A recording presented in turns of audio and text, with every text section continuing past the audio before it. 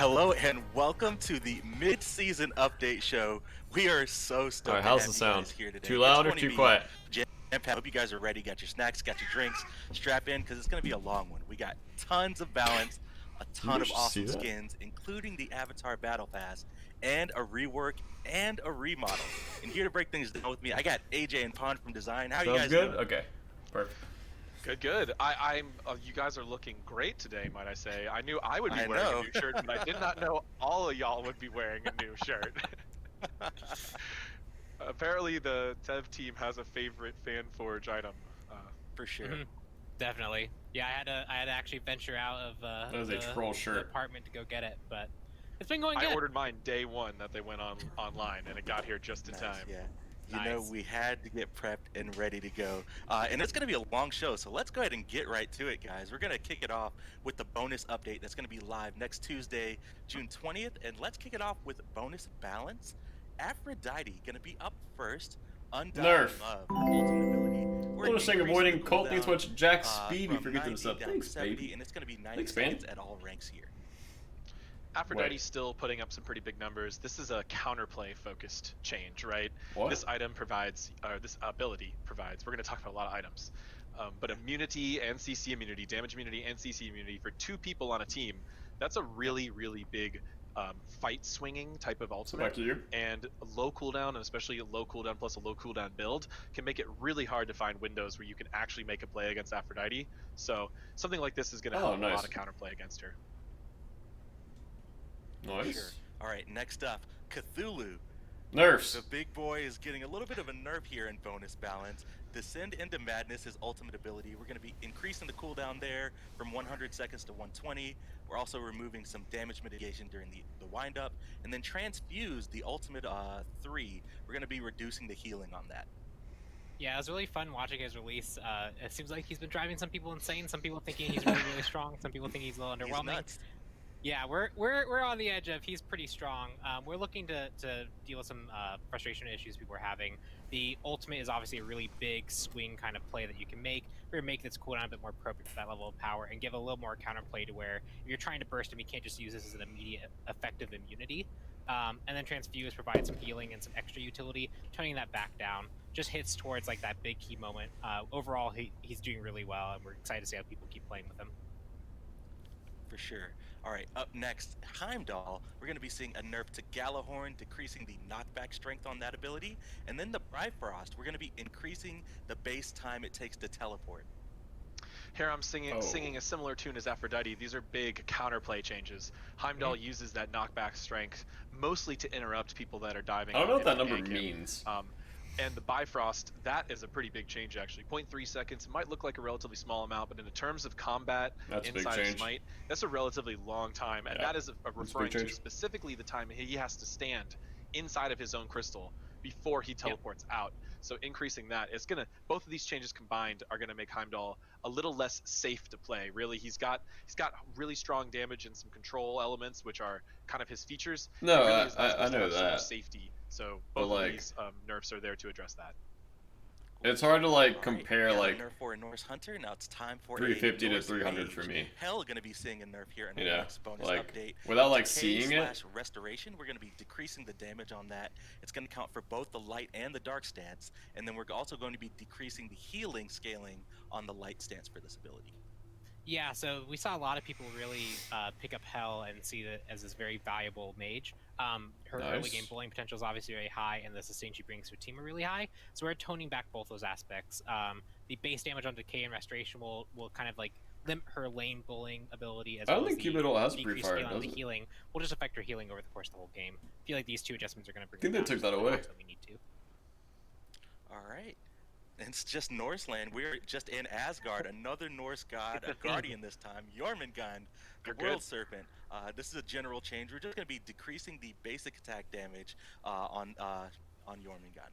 I got you. Yes, especially with the Warrior's Blessing changes we've seen. Yorm players, how big is that? That's mitigating. That was mitigating a lot of Yorm's basic attack damage, which now he's doing more damage because of that. He was already pretty clearly in the meta. He had been dropping, I'd say, a little bit in pro play, but he was definitely still a contender. That Warrior's Blessing change pushed him back into the top slot, and here we are to readjust again And you know, big we're going to change, see a lot change. of solo lane changes later in today's show. So spoiler alert. Yeah. But we don't want Jormungandr to really be Huge. there bullying people out when we want to have a good time for experimentation with the new items and other gods that we're buffing today. So hopefully this makes it a nice open play. Still extremely playable.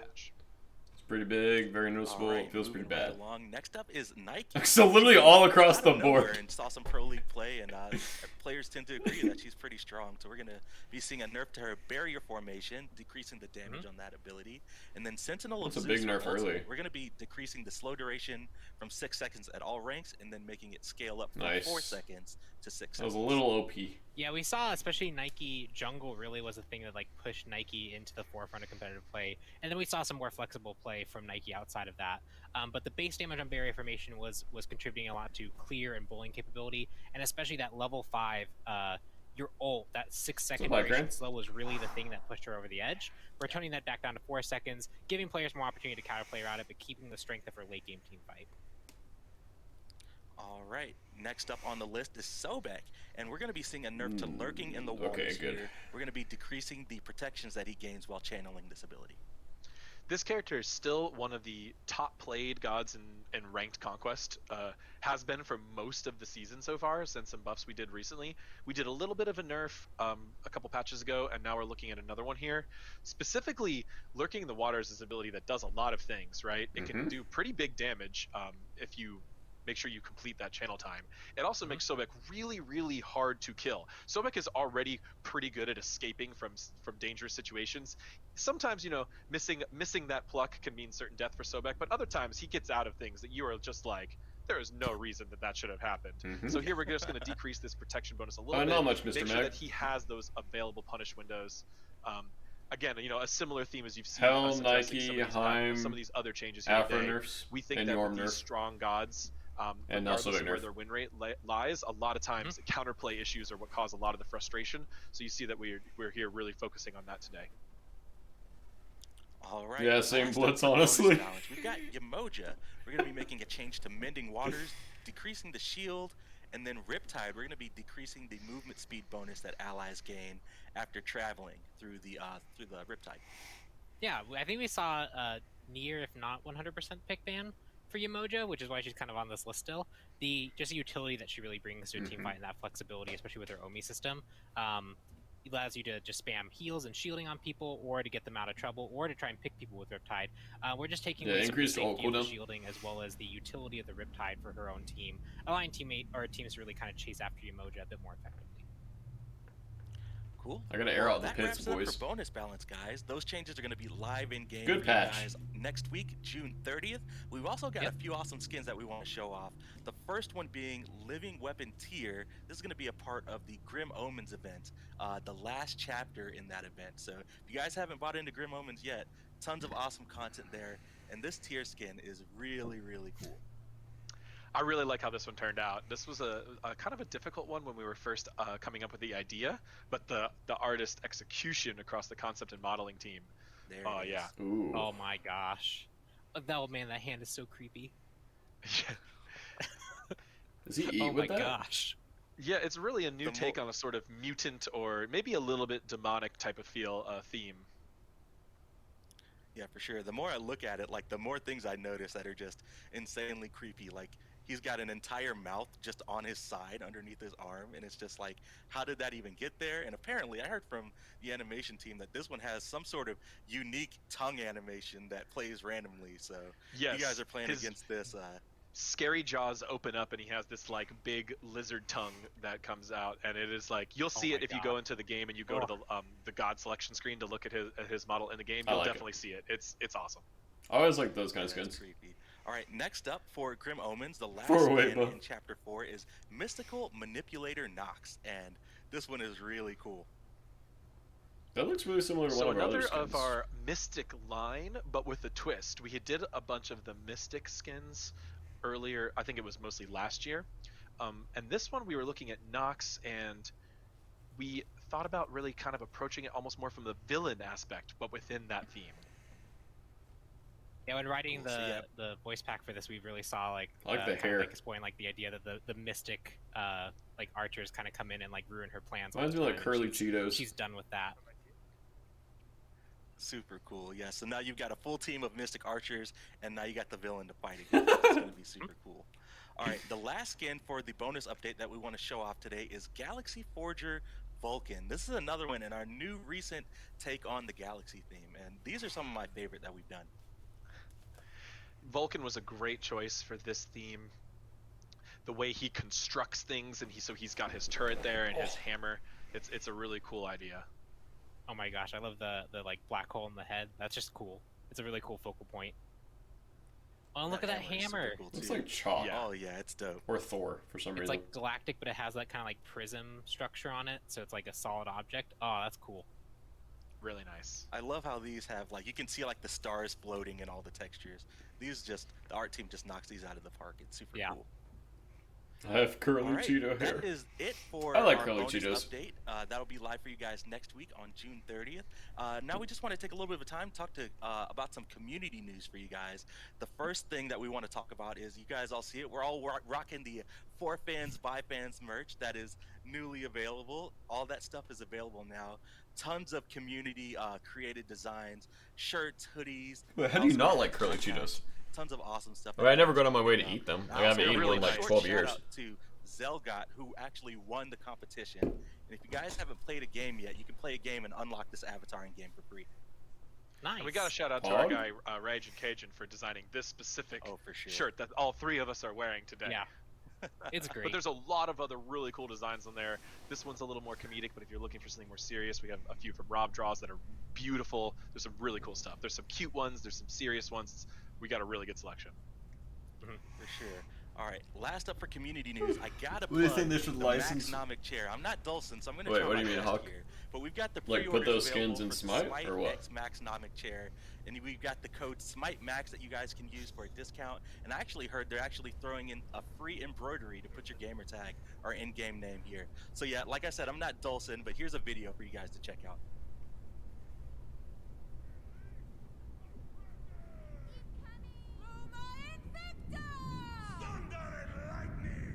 Yet to see the meaning of cruel. Let the heavens rage!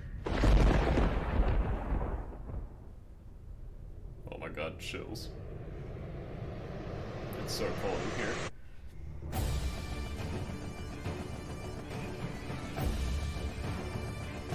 I actually hate the music. I feel like the music's not hype at all. Or just like the bagpipes. Like, you can't have anything hype with, like, bagpipes.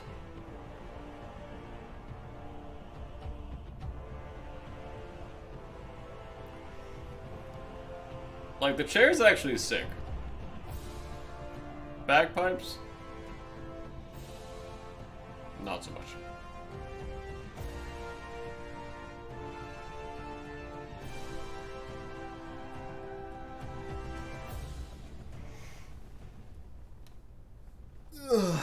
That's a good stretch. That chair is looking super clean. Hope you guys are comfy, because we're getting ready to lock in and start talking about the mid-season update. We're going to start with Project Olympus, and the first thing that we want to talk about is Mastery skins.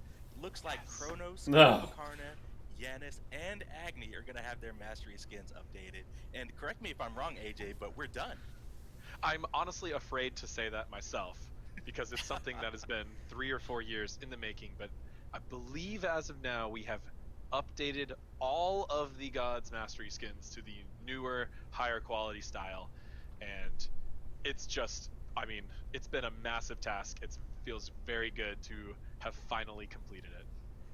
I know, right? It's like the feeling you get when you finally check off that thing that's been on your to-do list for 3 years. Yeah, for actual years, and you know, they look great, of course, so looking forward to having all the people who made those characters be able to finally bring themselves into Season 7 with the new Mastery skins. Yeah, I think we saw the Reddit thread about Kumba like literally yesterday. Yeah, I saw that. There was. He looks much better. I wanted to bring that up. Definitely. I don't want to be that guy. Speaking of looking much better, the God of War is going to be looking a whole lot better in mid-season update. He's getting a visual update. We kind of hinted at it a couple shows ago, but the Ares visual update is coming out in the mid-season update. His base model, recolor, and mastery skins are all getting an update, and that card art is so dope. It really is. Colin D. The model is back. Cheese, thanks to 32-month resub. Are we going to jump into game to look at it today? Man. Yep, I believe we have turnaround videos for the base model gear that we'll be able to show. That is a sick. There we go. He looks his hands finally like awesome. God of War. And don't forget that sword. Ares recolor with the all black armor is also one of the coolest recolors in the game. So when you see that one with the new model, it looks so good. The masteries, the art team. I actually love that. So I'm so stoked about this. You know I'm a big Ares player, and he remodel. That's gorgeous. For sure. Oh, there it is. Yes. Recolor. I don't think we have the models ready for the recolor and the mastery, but you'll be able to see them in game once we go out live on PTS, and they look so clean. And the most important thing about this whole update to some of our veteran players is that the classic skin will still be available in the game. If you want to still look like original retro Ares, you will be able to acquire that similarly in the way that you did for the ISIS region. Everyone's in Ares main now. Yeah, one more topic for Project Olympus that we want to talk about, and it's bonus chests. It's been a long time. We've been hearing feedback from players like, I got all these chests that I'm sitting on that I can't open. So we're actually making some changes to how we handle bonus chests next update. We'll have a blog out later on this week that kind of goes into more detail. But the TLDR is that we're adding some extra items to those chests that you initially aren't able to roll right now, that you'll be able to roll and get rewards. And depending on the tier of the chest, you'll get different rewards. So it looks like for like things like the divine and awesome chest, you'll be able to roll those and get gems.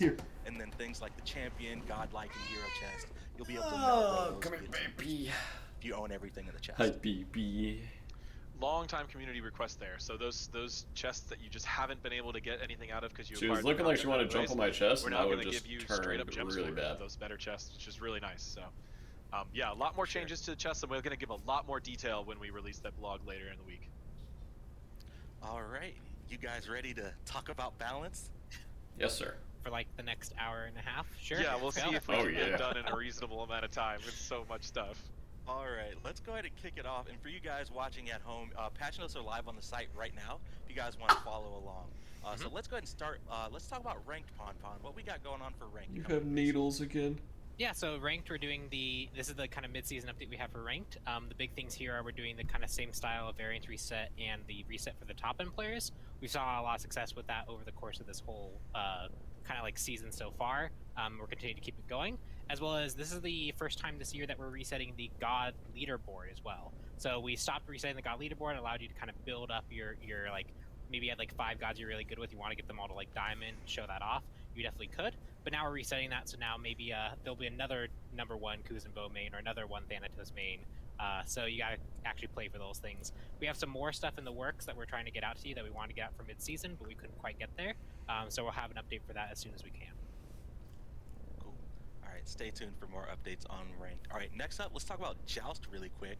We're making some changes to the mode here, and it looks like we're going to be removing some protection scalings from fire minions, as well as decreasing their health scaling and their max health scaling. For the Very fire, important to note that both this is brutes and archers. This will affect Joust and Duel. So we did some balance on this throughout the year. We've been getting some feedback. Is that important, Duel players? That these extra tanky late game or Joust players are kind of causing anticlimactic matches. So we're going to be toning that down. Make sure you really have to rely on that God versus God combat to end the game. Cool. Is that Luna purring? Yes, sir. She's a loud purr. The meat and potatoes of the update. Let's talk about Conquest, guys.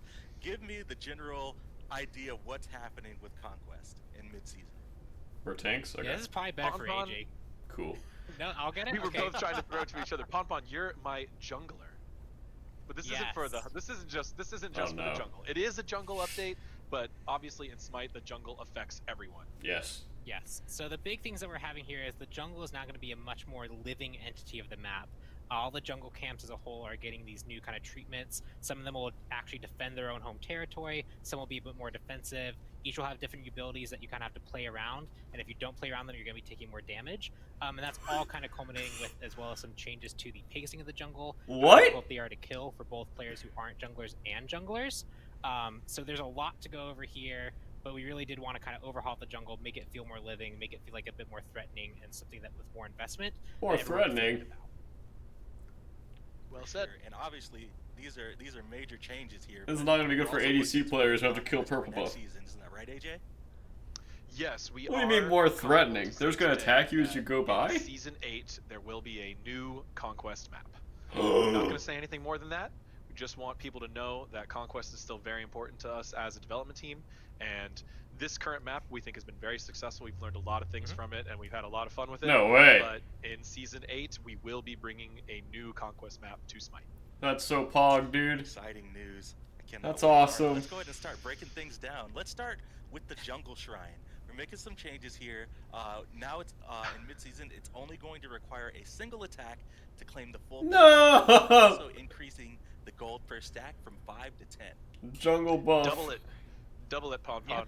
No, keep jungler smacking that thing, dude. Jungle Shrine and optimizing the Jungle Shrine in particular didn't feel like a meaningful decision to make in the match. Sure, you could optimize it, but the reward wasn't quite there. The reward is much more there, as well as it now takes a single attack to fully claim, so no more like having to like actually sit there and wail on it for a while. You can just kind of like, as you're going to your next camp, swing at it and get it. But the most important thing is being there to claim it. Cool. All right, Shrine and efficiency. before we hop into the jungle, let's talk about lane minions really quick. Oh, no. We're making some adjustments, mostly to the AI. Pon, you want to go into detail on kind of the things that we're doing here? They better stop running past each other. We took a look at the AI for the minions. We know that there have been some like complaints about how they behave.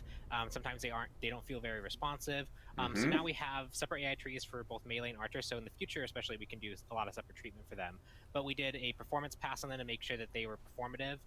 Obviously, whenever you have something that's there times 72, you have to make sure that it's gonna work well. But the big things to note is the way they path to lane, the kind of jostling that we get, where sometimes the archer and the melee can kind of swap places or they get bunched up. That should be lessened. It'll be we've done some things to make their pathing smoother and make sure that they are moving to their locations as they should, as well as they are now going to be much more responsive in actually seeing you walk into lane. So no more you walk into lane, they just ignore you for a whole second. Now they'll be pretty snappy to actually look at you. And the final big thing, which will actually change a lot of how minion grouping works, is right now they currently target the same target until that target dies and then they choose a new one. Now after every shot they will retarget to their closest target, which means minion waves now kind of more evenly trade, and you're more likely to see them kind of bunch up in the center of the lane rather than like kind of snowball to one side and snowball there. So lots of changes that are going on there. It'll be really interesting to see you guys actually play around with them. But AI overall has kind of happened. So does that work for Phoenixes as well? Competitive implications here. You know, we've always kind of had some feedback about lane minions feeling a little inconsistent or sometimes really pushing waves even when no one was there. So now they should be more consistent. But AI is really difficult to predict exactly how it's going to occur. So of course, you know, keep an open dialogue with the community and with the pro players as we test this change. All right, and one more point before we hop into the jungle. Just want to touch on mid lane really quick. The two new camps of the 2 small harpies that we added at the beginning of the season, these camps are going to be changed to have a single elder harpy instead of 2 smaller harpies. Nerfed. Yeah, this is essentially a mid lane nerf. Mid laners are still getting really ahead in experience in most of our measurements. So instead of 2 small harpies, you're gonna have 1 large harpy. So it's gonna be worth a little bit less golden experience, and it's gonna be a little harder to kill. Aw, poor mid laners. So be stolen. And then there's just going to be a lot of changes today across the jungle to Poor the XP and gold mid-laners. rewards, as well to the tankiness. These, I would just say, be careful over reading into them in text. It can be really hard to kind of estimate and imagine in your mind how all of these numbers being shifted are going to play out. But when you get to the PTS and you get to this update launched, we are expecting to see more consistent performance from all the different roles, especially in the XP and gold gain areas. So we want junglers to be more even with mid laners. We want the duo lane to be able to catch up to the rest of the team better. All the changes you're seeing today in regards to experience and gold is the goal is to make sure that all of the roles feel equally impactful. Awesome. All right, let's hop into the jungle. What's going on in the jungle with these new jungle camps? So we can kind of go down the list of each of the jungle monsters. The big things to note is some camps are now aggressive, so they will actually attack you upon sight and when you enter their domain. That's crazy. So you can see here, these guys are looking at me, but they're just kind of staring at me. They Yeah, do we can not see want it. to fight me, so we'll see that kind of behavior later.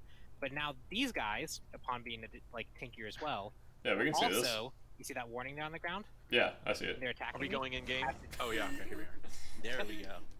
So you can see there, I have to dodge these things while I'm fighting.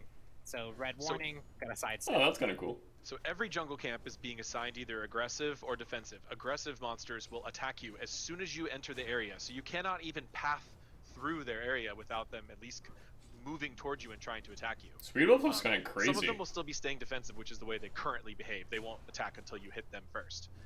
In addition to that, every jungle camp is having a new ability added to it. This is the Centaur camp, and he has the Spear Thrust ability, which if you don't strafe it, you're going to take a lot more damage. Correct. And you can see here, these guys are really tanky. I'm 51 minutes into this match. Don't use this as the benchmark for how tanky these camps are going to be. Wow, 51 minutes. Yeah, you can see that the setup time it took to get this map launched up for us to stream it, but yeah, Right. you can see here, this is the attack, that's the one on the ground, and each camp is going to have their own unique thing to kind of consider. Right, so the Manticores, Chimeras, Harpy, Gold Fury, Fire Giant, those are the aggressive monsters. So mostly the dual Fire Giant? and the bosses. The You can see there, defensive they walked at me. monsters are the more wise and civilized monsters across the map. So the Oracles, the Pyromancer, the Centaurs, and the Satyrs, so the solo side of the map, those monsters will not attack you unless you attack them first. That's crazy. One of the most important things here is this really just makes certain parts of the map more dangerous. You can't just walk through the That Gold is Fury pit crazy. to gank duo anymore. That the is Gold Fury will see you and try to attack absolutely you. If you enter the Fire Giant's area, insane he tries to change. summon magma pools under you. I Oh, know a lot okay, of never people use mind. That area for I thought he safety was, like, gonna calling. I debuff feel you. like it's Okay. Especially commonplace to do that pawn. Can't do Woo! that anymore. He's So we're not making attacking. the whole map a little more tactical and just the way you fight Okay, around the map, okay. as well as trying to add a lot more It's not working. interesting interaction to the It's- experience of jungling or just clearing your It's- jungle camp from whatever lane you're playing. For And you can sure. see So there's a I lot think- of, like... Oh, go ahead. Go ahead, Fawn. I'm sorry. As you can see there, like, especially when you're trying to ward this area, you might actually, like, cause a fire pool to spawn, and you actually have to play around that. So there's a lot of high-level consideration around these camps being more aggressive. That has a defending their own cooldown? territory. Oh, Cool. For okay. sure. So I That's think, not that bad. We just want to go down the list, and you want to start with the Alpha Harpy here, and just talk about all the new abilities. For I all thought it the was gonna like camps. full aggro you and Let just me go destroy you. fast. That's not that bad then. Gonna Zoom, room zoom. it. The first There here we is the go. Alpha Harpy camp. You can see it's fighting me, and then it does that kind of screech attack. Obviously, this is in dev. Once we get to PTS, we'll have like the full icon stuff there. You can see the temp icon there, but this debuff is going to actually be affecting my ability to deal damage to targets. It's going to reduce my attack speed. So if I'm going to fight this, I probably want someone to help me to take that attack speed buff, or if I'm the hunter, I'm just going to have to deal with taking it more slowly. One of the most interesting things about these changes is that some of them will even affect the way you fight gods after, or many of them will affect the way that you fight gods, or if you end up being invaded or fighting another player while you're doing this, they're going to affect you here. So here, this 15% attack speed debuff, that slows down people that are fighting, and it's going to slow down your damage output. Also, every jungle camp is designed with a sort of gameplay challenge involved, something that you might often see in like MMOs and games, similar games. So really, this Harpy, one way you can mitigate this, right, is to duo it. You can have your Guardian take the attack speed debuff so that your Hunter can still output that max damage. And each of these camps has a little kind of trick to the trade as you learn and fight with these new mechanics.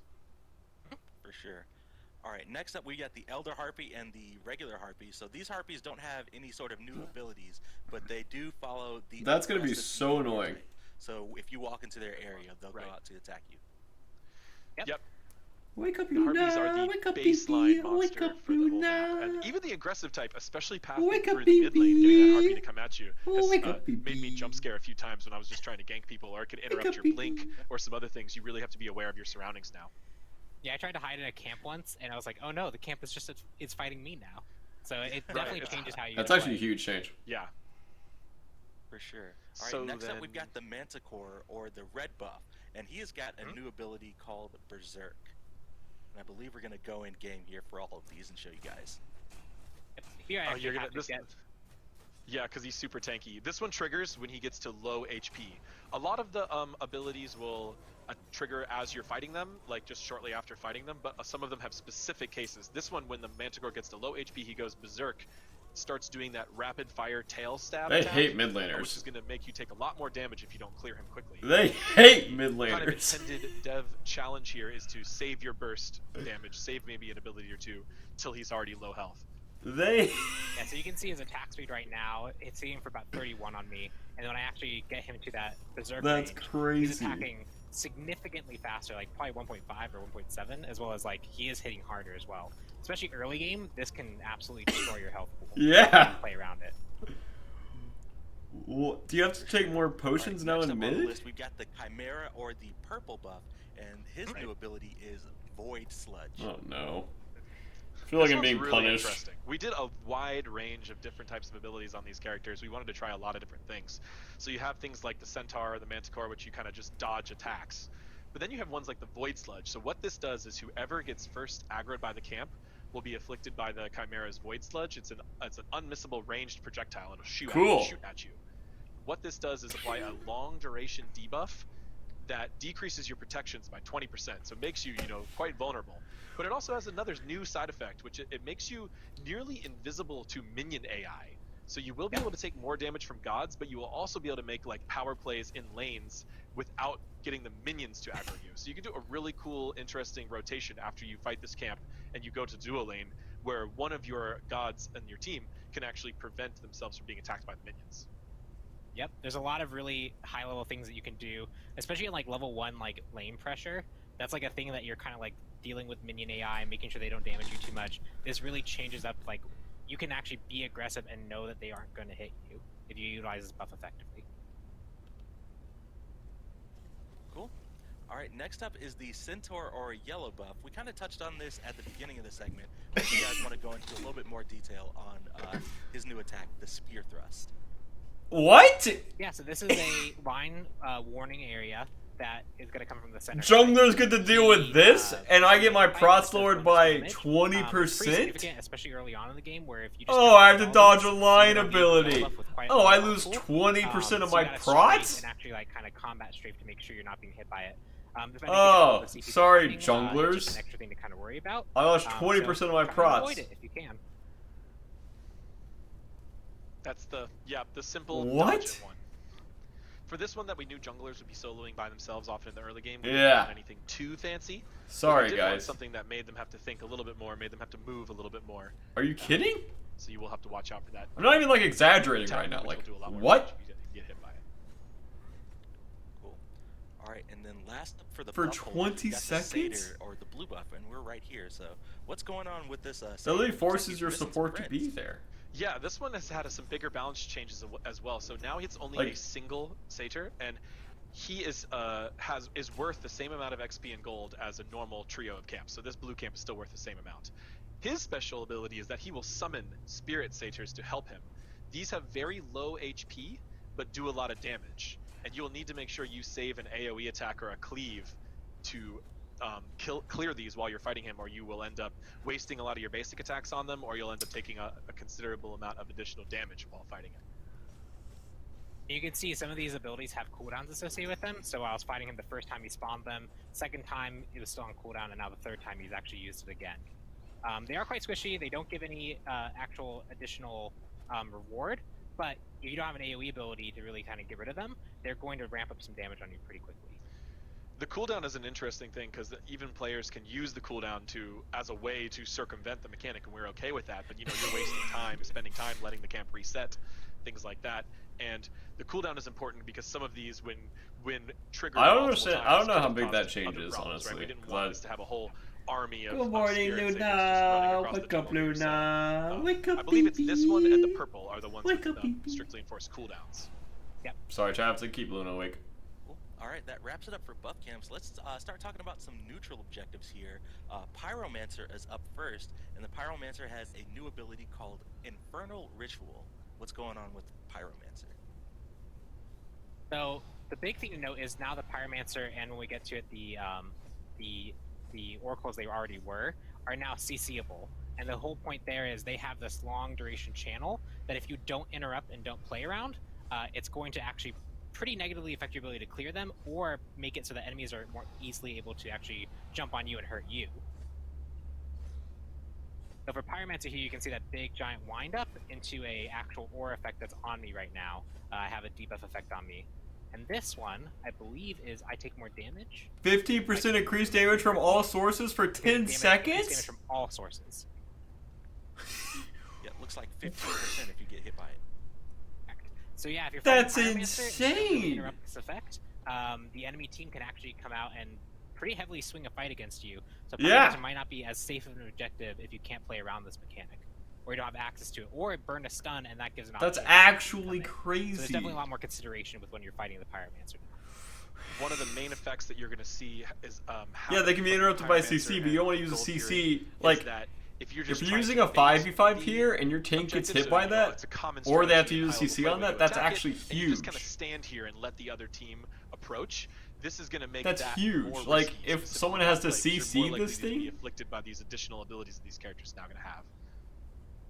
Yeah, save your CC for Pyro. All right, moving right along, we're going to do the Oracles next, and they have another ritual, but they have the Guarding ritual.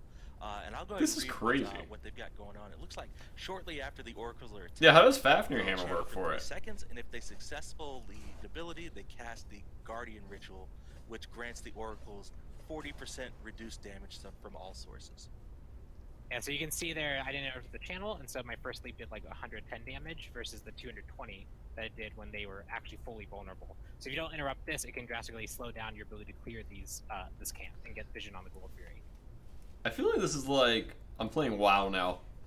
Like there's so many things I have to think about now. Next up, we touched on it earlier for the well, 82s are never clearing those things anymore. The Fire Giant area, he is now going to spawn those molten pools.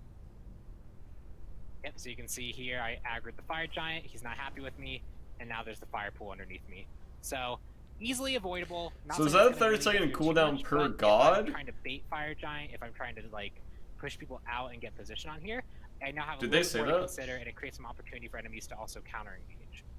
This one has scared me a few times, just in playtest, right? I'm just walking through the jungle, I think I'm okay, and then boom, this Fire Giant appears under me. Like, it was really about making the jungle feel more alive. We have all of these he's not getting a new ability, however, mythical beasts everywhere. And they any gods who enter this area will have a single molten pool summoned on them. Okay, so it should be a 30-second cooldown per god. So we wanted to take a chance to add a lot more to the Fire Giant itself, so it's only one per 30 seconds. Strategic elements to the map. Well, that's not that big of a deal at all, right? To the jungle monsters and what they do, and like recognizing that they're part of this. Oh, it is per god. Okay. More so now than I have in other. I mean, it reads like it's per god. Especially Fire Giant. He's like, get out of my area! Don't stand here. This isn't your like team fight platform. Exactly. One more. All right, last Gold up Furies. For neutral objectives, we've got the Gold Fury. Look like 4 or 5 seconds, Nebula. There's going to be each new Fury, well, not new Fury, each Fury, there's currently 3, you know, regular, Oni, and then Primal. They're each going to have a unique ability. What's going on with the base Fury ability? Lowers your movement speed? Yeah, so you can see there, that's the kind of channel that all the Gold Furies are going to do, and they're also in an aggressive camp as well, so they'll chase after you. But I believe the Gold Furies one is, I'm now worth more gold if I get killed. Right. So all 3 Furies, their special ability is a channeling single target spell that stacks. So the Gold Fury will stack the Burden of Riches debuff on you, which will stack up to 6 times and slow your movement as well as make you worth more gold to enemy gods if killed. Which is pretty interesting. You know, it's a not that long duration of a debuff, so it's pretty specific interaction. But that's just you know, an element of theming we really like. So the Gold Fury the flavor makes is cool. you worth. Yeah, the flavor is top notch. So the Gold Fury actually makes you worth more gold. The Oni Fury will apply the Burden of War, which will increase damage taken from all sources, similarly to the Pyromancer. And the Primal will do the Burden of Dread, which will reduce the damage dealt. So because of these changes, plus like, you know, 5%. Makes you take more damage from all sources, you might not want your Guardian tanking that. You know, you might want to shift it up.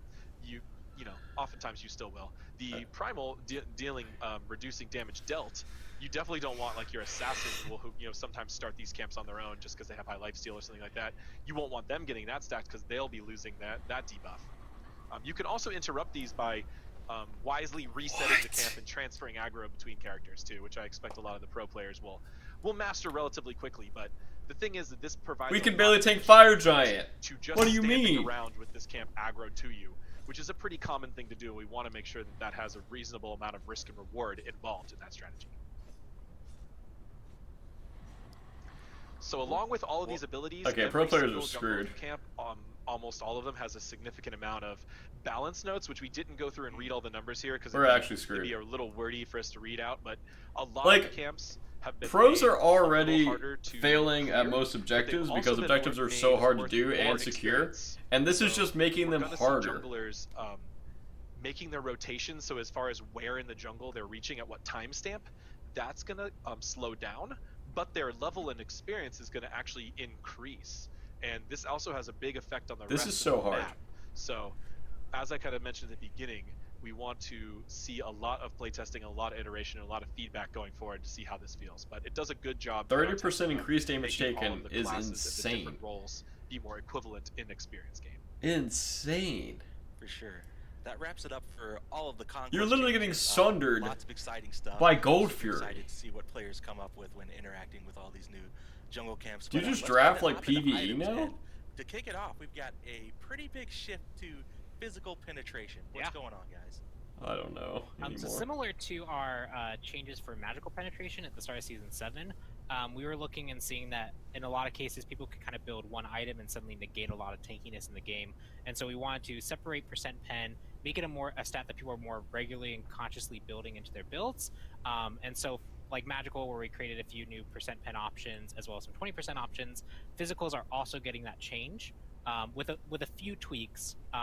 Unlike magical, items like all damage and Obsidian Shard, all damage they have different considerations and different power level. So we've kind of adjusted all our items according to what physical specifically needs, as well as physicals have more kind of classes under their umbrella. So you have the hunters, you have the assassins, you have the bruisers, and you have the tanks, where mages are mostly ability focused, and we have in-hander. So there's a few more percent pen items. Some are specifically reserved for one type of class. Others are more, we're kind of expecting only certain classes to really lean towards them. For sure. So physical That's percent crazy. penetration is now going to have a 40% cap, but you can get physical percent pen from a variety of items, and we're going to go Devo gloves. Start with Titan's Bane. We're going to be increasing the cost here on Titan's Bane, increasing the physical power, adding 20% pen, but there's a new passive. Your first ability cast gains 20% physical penetration, and that has a 10-second cooldown on the item. Well, I'm never buying Similar that. shift as you saw with Obsidian Shard, and this is especially going to be a much more popular item on ability-based characters now. So, as Palm was mentioning, we had to do a little bit of different strategies in applying this to physical because there's a lot of different types of gods, and you know, you used to see this as a one purchase for tank shredding on hunters. Probably not going to see that as much anymore. Maybe still on some of them or some of the ability-based ones, but probably not as much. Wait. And one other important thing to tanks note are broken. Pen that's a little bit I can't kill tanks. As well, just to kind of give an example, percent pen on towers, right? That's something that used to exist in Smite. When we removed it, hunters saw their damage to towers decrease. With percent coming back as a stat in this way, you actually are going to see hunters and are they buffing Xe? Damage to towers again. So again, when we talk about like the different considerations magical versus physical have, this is like an example of that. Good point. For sure. All right. Next up, we're going to talk about the Executioner. We're going to be decreasing the cost on the item, increasing the power, but we're decreasing the passive shred from 12% per stack to 7% per stack. Hunters this had was a lot of one. Yeah, we went back and forth on this one for some time. Executioners is kind of analogous to the Spear of the Magus for mages, where it was this kind of defining item, but it was defining in a different way where most guys, really defining which hunters are good over other hunters, and so rather than trying to let's not do that. I don't like that. The is not cool. Find this one item kind of negates tanks off the gate. Just so that the curve is a bit better early on when you're fighting other squishy characters in lane or fighting minions, and then you can let the percent pen help with other percent pen items later on into the game. This balance point that we fall into is one that we had to like really go back and forth. What?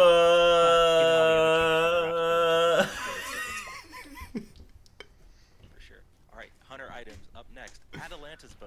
We're going to be adding 20% pin to the item, removing the 10% Destiny. Oh my god, what? It's going to have a new passive, which is a fun one.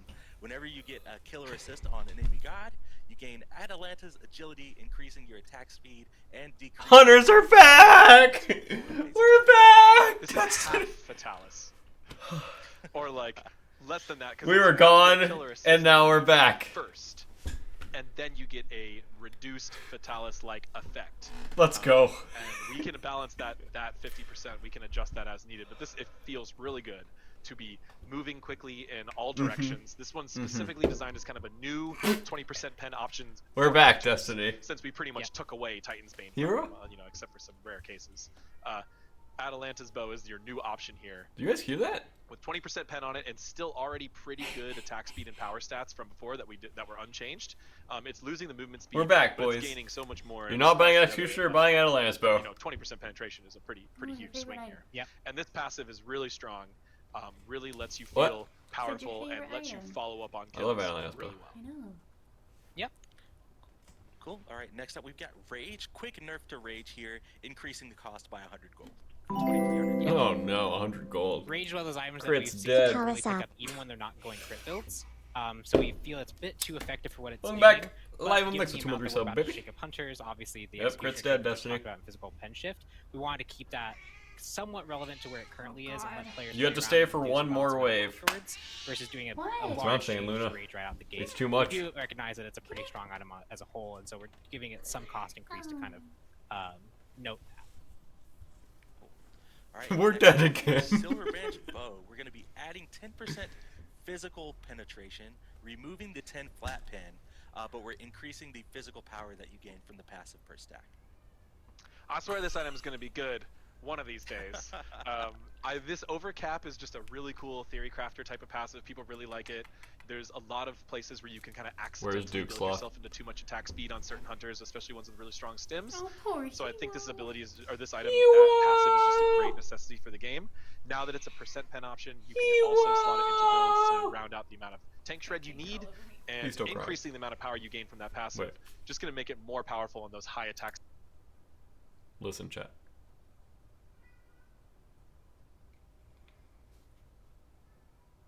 Do you guys hear that?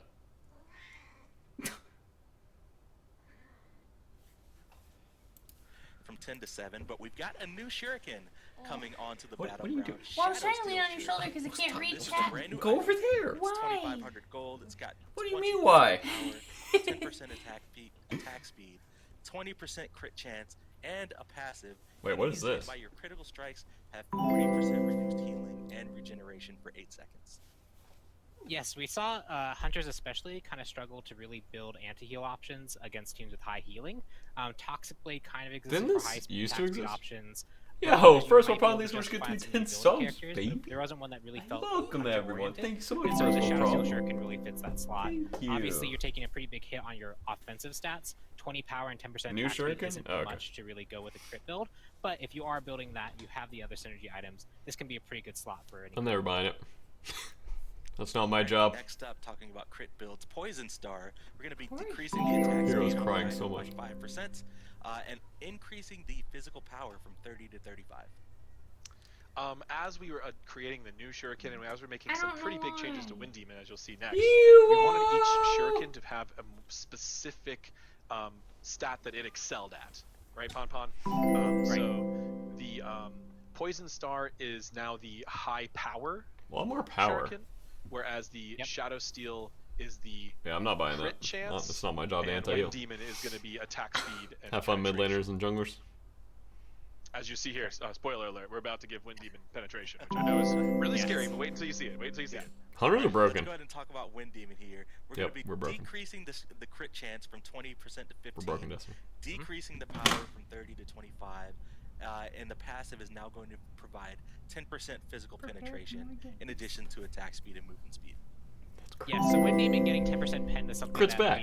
we wanted to find a good place for it to go into crit builds to get a little bit. These are a of lot pen of option. changes. And we Oh thought my Wind Josh Demon was Williams with the 3 best months choice for that. resub, One, baby. because we could put it on the passive, which delays the pen a little bit to where you need to actually be building crit to get it, as well as when we were adjusting our stats, this item losing I'm just out never on buying power Exy. I'm and just gonna critical go strike Atalanta's chance Blizzard. means that you really do need to build more into that critical strike path Before at 20%, you could almost justify not really building any other crit items with it, but now at 15%, we've seen what that does to crit items where they have lower chances. You really need to build that something. Why are you guys so just crying? we're hoping that these stats were shifted enough to really make this a good home for the percent pen, because we feel like it's going to be healthier than having just 10% all the time. You just pick her up and she just starts purring. All right, let's move right They're along so and desperate talk for about attention. Soul Eater next. We're going to be decreasing the cost of the item, decreasing the power, removing the mana, but we're adding 10% physical pen, and it's going to provide 5% ability lifesteal on the base version, and then on the evolved version, we're decreasing the power, removing the mana, adding 10% physical pen, and increasing the physical ability lifesteal from 15% to 20%. So this is becoming another percent pen option, which required some pretty big shifts to the item. It had ridiculously high amounts of power before to make it more attractive. Really kind of excessive how much power it had. Surprising that the item was not more popular, even though it had that much physical power on it. So as that power is being adjusted, the cost came down to be appropriate as well. Also, we just like the passive. People really enjoy this passive, and the fact that you don't really get to experience it at all until it's evolved is maybe a little too punishing. So instead, we are letting players. I don't think people enjoy the some passive. Of that lifesteal healing through abilities. Because anti-heal is so like and then prevalent right now, so you're never building the item anyways. Yep. All right. Unless it's like arena. Heartseeker up next. We're going to be decreasing the cost here. We're going to be removing the 10% flat pen and adding 10% physical pen. I'm sorry. Yep. So the big thing here is we needed another percent pen option for the more high power ability assassins, and Heartseeker felt like a great place because it already kind of targeted being a tank buster, and so the flat pen made it too effective kind of against everyone, especially like any squishy target that you were going to go for with that power and flat pen. So the percent pen better targets what this item's goal really is, which is your answer as an assassin to the frontline tank that's really stopping you from getting to the back line. All right, next up, Fail Not. We're going to be just adding 10% physical pen to the item. There you go. A lot of people like this item, but they felt like it was just lacking something. I think this is a pretty nice something to add. Design team. I think it fits well with what this item wants to do. There's a lot. And will help round out a lot of different builds, and hopefully just make it a more attractive one of the Arthurian items. All right, and then next up, I believe this is our last one up for a person talking about physical percent pen. We've got Masamune. This item has been removed from the game, but you guys will be able to find something similar on a new item that's being added to the hammer tree that we'll talk about a little bit later. But an item called Serrated Edge is going to be taking Masamune's place. And this is a brand new item. It's 2,400 gold, has 40 physical power, 10% lifesteal, 10% movement speed, 20 physical pen, and a passive. If all of your non-ultimate abilities are on cooldown, you gain 40 basic attack power and 10% lifesteal. Yeah, this one's a really interesting one, and I'm curious to see what characters really end up making use of this kind of passive. The goal here is to give players who use all their abilities to kind of get in and then finish off targets with basic attacks to be further rewarded for that kind of playstyle. No, your 3 was never on cooldown, right? Choosing to risk maybe their moon ability to get in rather than escape. And it's obviously a 20% pen option, so this is going to be attractive for quite a number of characters, but who can really make use of that passive is the question.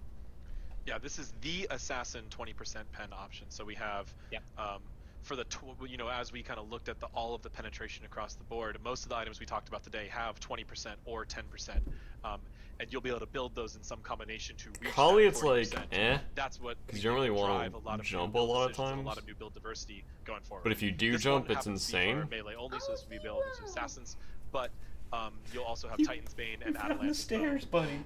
That will be applicable to more gods. All right, so that wraps it up. Erlang 1 doesn't go on cooldown when you press it, right? Or does it? Items next, and we're going to start with Glad Shield. Glad Shield is going to be a T3 item in the mid-season update. It's going to be 25. Merc 2 go on cooldown? 25 power. Oh, it does. Other stats that we'll have on the screen in a second, but the big thing is the passive. We're changing that up significantly. Any enemy god who is under 50% health takes bonus damage from your abilities equal to 15 plus 2 per level of your physical power. So really what we're saying here is there's no more Glad Shield and Berserker Shield. Those tier 2 sustain items in the solo lane are gone. What? We felt that those were really hamstringing the meta or pushing it in a very specific direction for a long time. Now, we're going to see a very different Glad Shield's gone. Without these, whether, you know, we might see some... They're changing the meta so much. Because of these Less than 3. Welcome back. Oh my eggs, thanks for the 5 monthly sub. Baby? We're going to make the lane That's more crazy. aggressive in general. We're going to prevent these characters from just over-sustaining against each other like Dude, crazy. solo lane is people are maybe a going to be completely different role gods now. that already have built into sustain. But those gods were buying Gladiator Shield and Berserker Shield anyway, and their sustain was just completely through the roof now. So no matter what happens, we have reduced the amount of sustain in the total solo That's lane. crazy. Likely, our goal here is to see more kills, right? More solo kills. Make solo laners feel like they can have a bigger impact on their team as a whole by actually winning their lane matchup, as opposed to just alright, crybaby solo laners. 20 minutes Alright. team fight. That's You really guys the are main stupid. goal behind these two changes. So both Gladiator Shield and Berserker Shield are My gonna be role more does expensive. nothing, I'm just They're gonna be tier 3s, they're unkillable. gonna have completely new passives I can rotate that whenever I don't want, feel take the the jungler's overrun. back camps. But I don't know how to For proxy. sure. Let's go ahead and talk about Berserker Shield and move right along. Like you said, it's going to be a T3 item, and the new That's what I have to passive say on to you guys. Berserker Shield is going to be, if you drop below 40% HP, you become Berserk, and Berserk provides 20 physical power, 20% attack speed, and lasts 5 seconds, refreshes if you're healed or redamaged. Yeah, so much more aggressive than the kind of Gladiator Shield, which gives you some defensive stats, and then kind of encourages you to use your abilities on lower health That's a good targets. ADC This item. one encourages you to dive in, get low, and then utilize that low health additional boost to really get kills. Warriors like Erlang Shen, maybe Bologna can Wait, there's use no this. cooldown on Some it? assassins who want to be a bit more aggressive and can kind of play with their health pool a little bit more might also be able to utilize this really well. But just a big change to warrior itemization. Glad Shield and Solo Berserker diff Shield is going to be very huge, different actually. to have a kind of a ripple effect on pretty much everything else. Yeah, a lot of big changes. Yeah, I like this. This is an Last anti... up for warrior items, solo we have the lane new item that we ADC touched on item. earlier. It's called the Sledge. It's going to be in the Hammer Tree, and the passive on this is going to be for each enemy within 55 units of you, you're going to gain 10%, or not 10%, 10 magical and 10 physical protections, stacking up to 3 times. It's essentially, this is Masamune redesigned as a hammer, with some stat changes, and now this will be available to all classes instead of just melee, like it was in the Katana tree. That's a lot of health. Treating this mostly as a warrior item, but we could certainly see it picked up on assassins from time to time, although they weren't really picking Could be up a Scotty Masamune in item. its current state that often, so I'm not sure A lot of that's health too on a mana. likely. CCR is But really good on Scotty. This was a really popular effect. People just like this idea of I get tankier when I'm in the heat of battle. So it was a really popular effect we didn't want to cut from the game, but we needed to make room for that 20% penetration option in a assassin-only tree because we did not want hunters. That item's good in Assault. So we essentially moved and renamed and rethemed, and we were trying to think of a new type of hammer, and we came That's up why with you like guys a are here. sledgehammer, and instead of giving it a fancy name, we're like, it's just the sledge. It's That's a the beefy sledgehammer, hammer. and watch out, here it comes. Yep. For sure. A lot more tanky, Alright, and the passive works off only 3 gods instead of 5, so skirmish That's a good Ravana item, Right, too. that's a really good point to note, that you don't have to have such high variance. Probably a in good tier now item. You can actually reach that max efficiency much more often. And Yeah, there's a in lot of game. stats. Shoutouts to my Joust. That is very cost effective. There you go. Alright, let's move on and talk about all the other items getting changed in mid-season. Let's start with Assassin's Blessing. We're going to be increasing the health on the item. It's now going to provide 7 physical and magical power, increasing the healing from jungle monsters when you kill them, but we're decreasing the bonus damage done to jungle monsters. Yeah, so this kind of goes along with the goal of the jungle being a more difficult but rewarding objective to fight. We've tuned the numbers so they feel good to fight as other classes, but with that 40%, junglers still kind of just blew through everything and killed everything, and it made it difficult to increase their reward or to really balance them accordingly. And Yeah, so we've it's a good decreased the incentive. amount of bonus damage they get. 100%. They still are the premier jungle slayers. They're the ones that farm the jungle. And just to make up for the fact that they're going to be a little bit slower at killing things, they're going to gain some bonus sustain so they can survive, as well as the item itself. We've seen a lot of people complain that it just doesn't feel a good enough starter in its own right outside of being able to Oh no, that 50 health so change it's getting a is boost of really health that you big can early use game in my maybe when opinion. you're trying to gank, and additional And the power that's as gonna make well. you effective against all targets.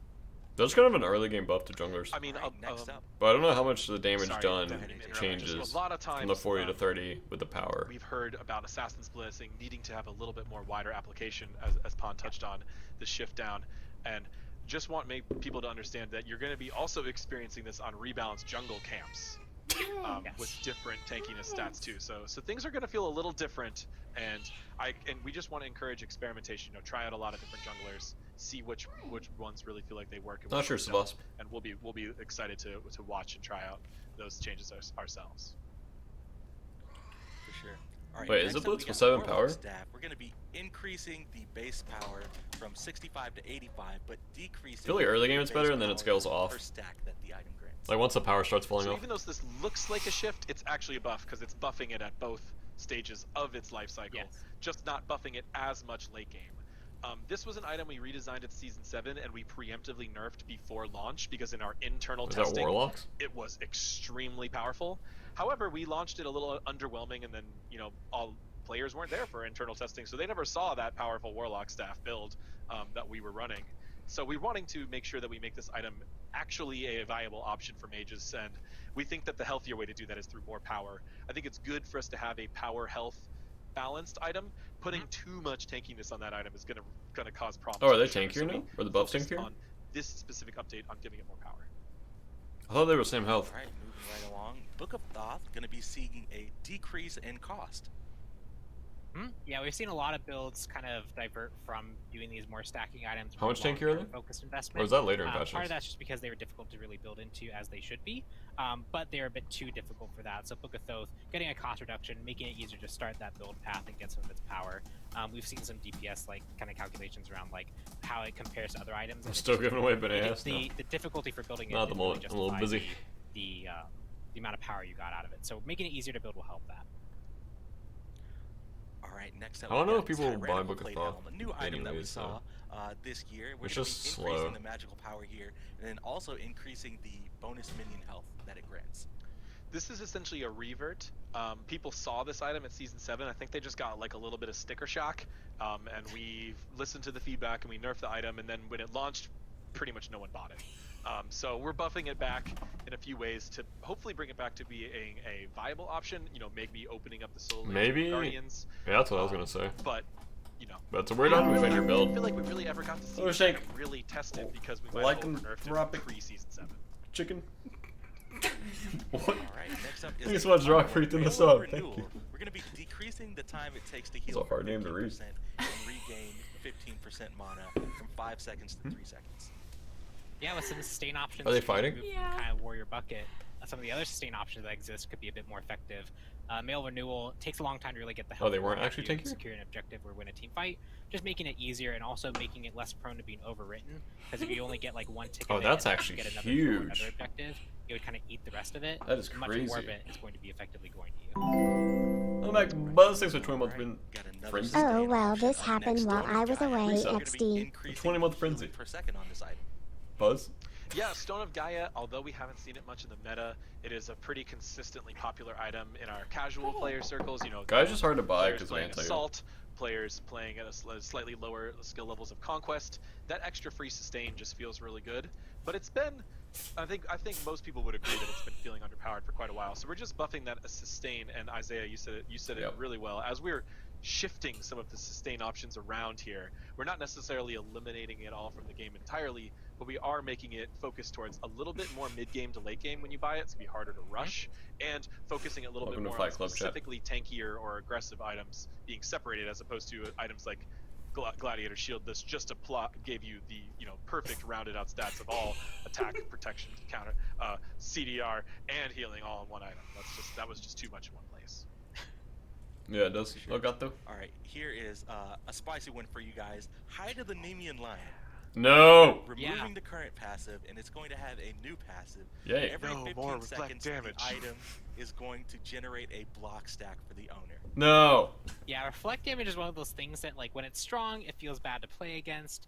When it's not strong, it feels bad to play as. It's a counter option that... Oh, it's a max 1 stack? In short bursts, in terrible item. Settings, like with relics and with god abilities. Every 15 seconds, you get a block stack, and it's a max 1 stack. No one's buying that. We're just going to move its effect to something that does a similar goal of no one's buying that. Offensive, especially range damage or basic attack damage, and making it a more consistent, reliable proc that is potentially stronger at actually stopping damage from happening. Literally no way. But the hunter isn't going to also eat a lot of its health pool trying to actually do damage. Yeah, no one's buying that. I'm really interested to see what the hunter mains out there say about this item because Bad. Reflect damage was a really controversial discussion, and a lot of times people were really frustrated by it. But block stacks are really powerful too. And obviously we tried to design this item to fit kind of a similar anti-hunter role, but to do it in a less frustrating way. So I'm interested. I mean, no one bought Nemi anyway, so it's not really a shift. And I would also note that this, like it got nerfed and literally no one bought it. Has the cooldown time before it generates a block stack is a really strong balance point, right? Right now it's a relatively short time because we expect you most of the time to just other tank items are too good. Continue fighting, but we could increase that people time. To buy it's this a pretty easy way to balance this item going forward. All right, next up on the list, we've got Ring of Hecate, and this item is going to be seeing a little bit of a rework here, and it's going to have a new passive. Each successful basic attack is going to apply that's what I'm thinking, enemies and empower you. Enemies are going to be receiving 5% decreased power per stack, and you receive 5% increased power and healing gained. So Ring of Hecate, we tried.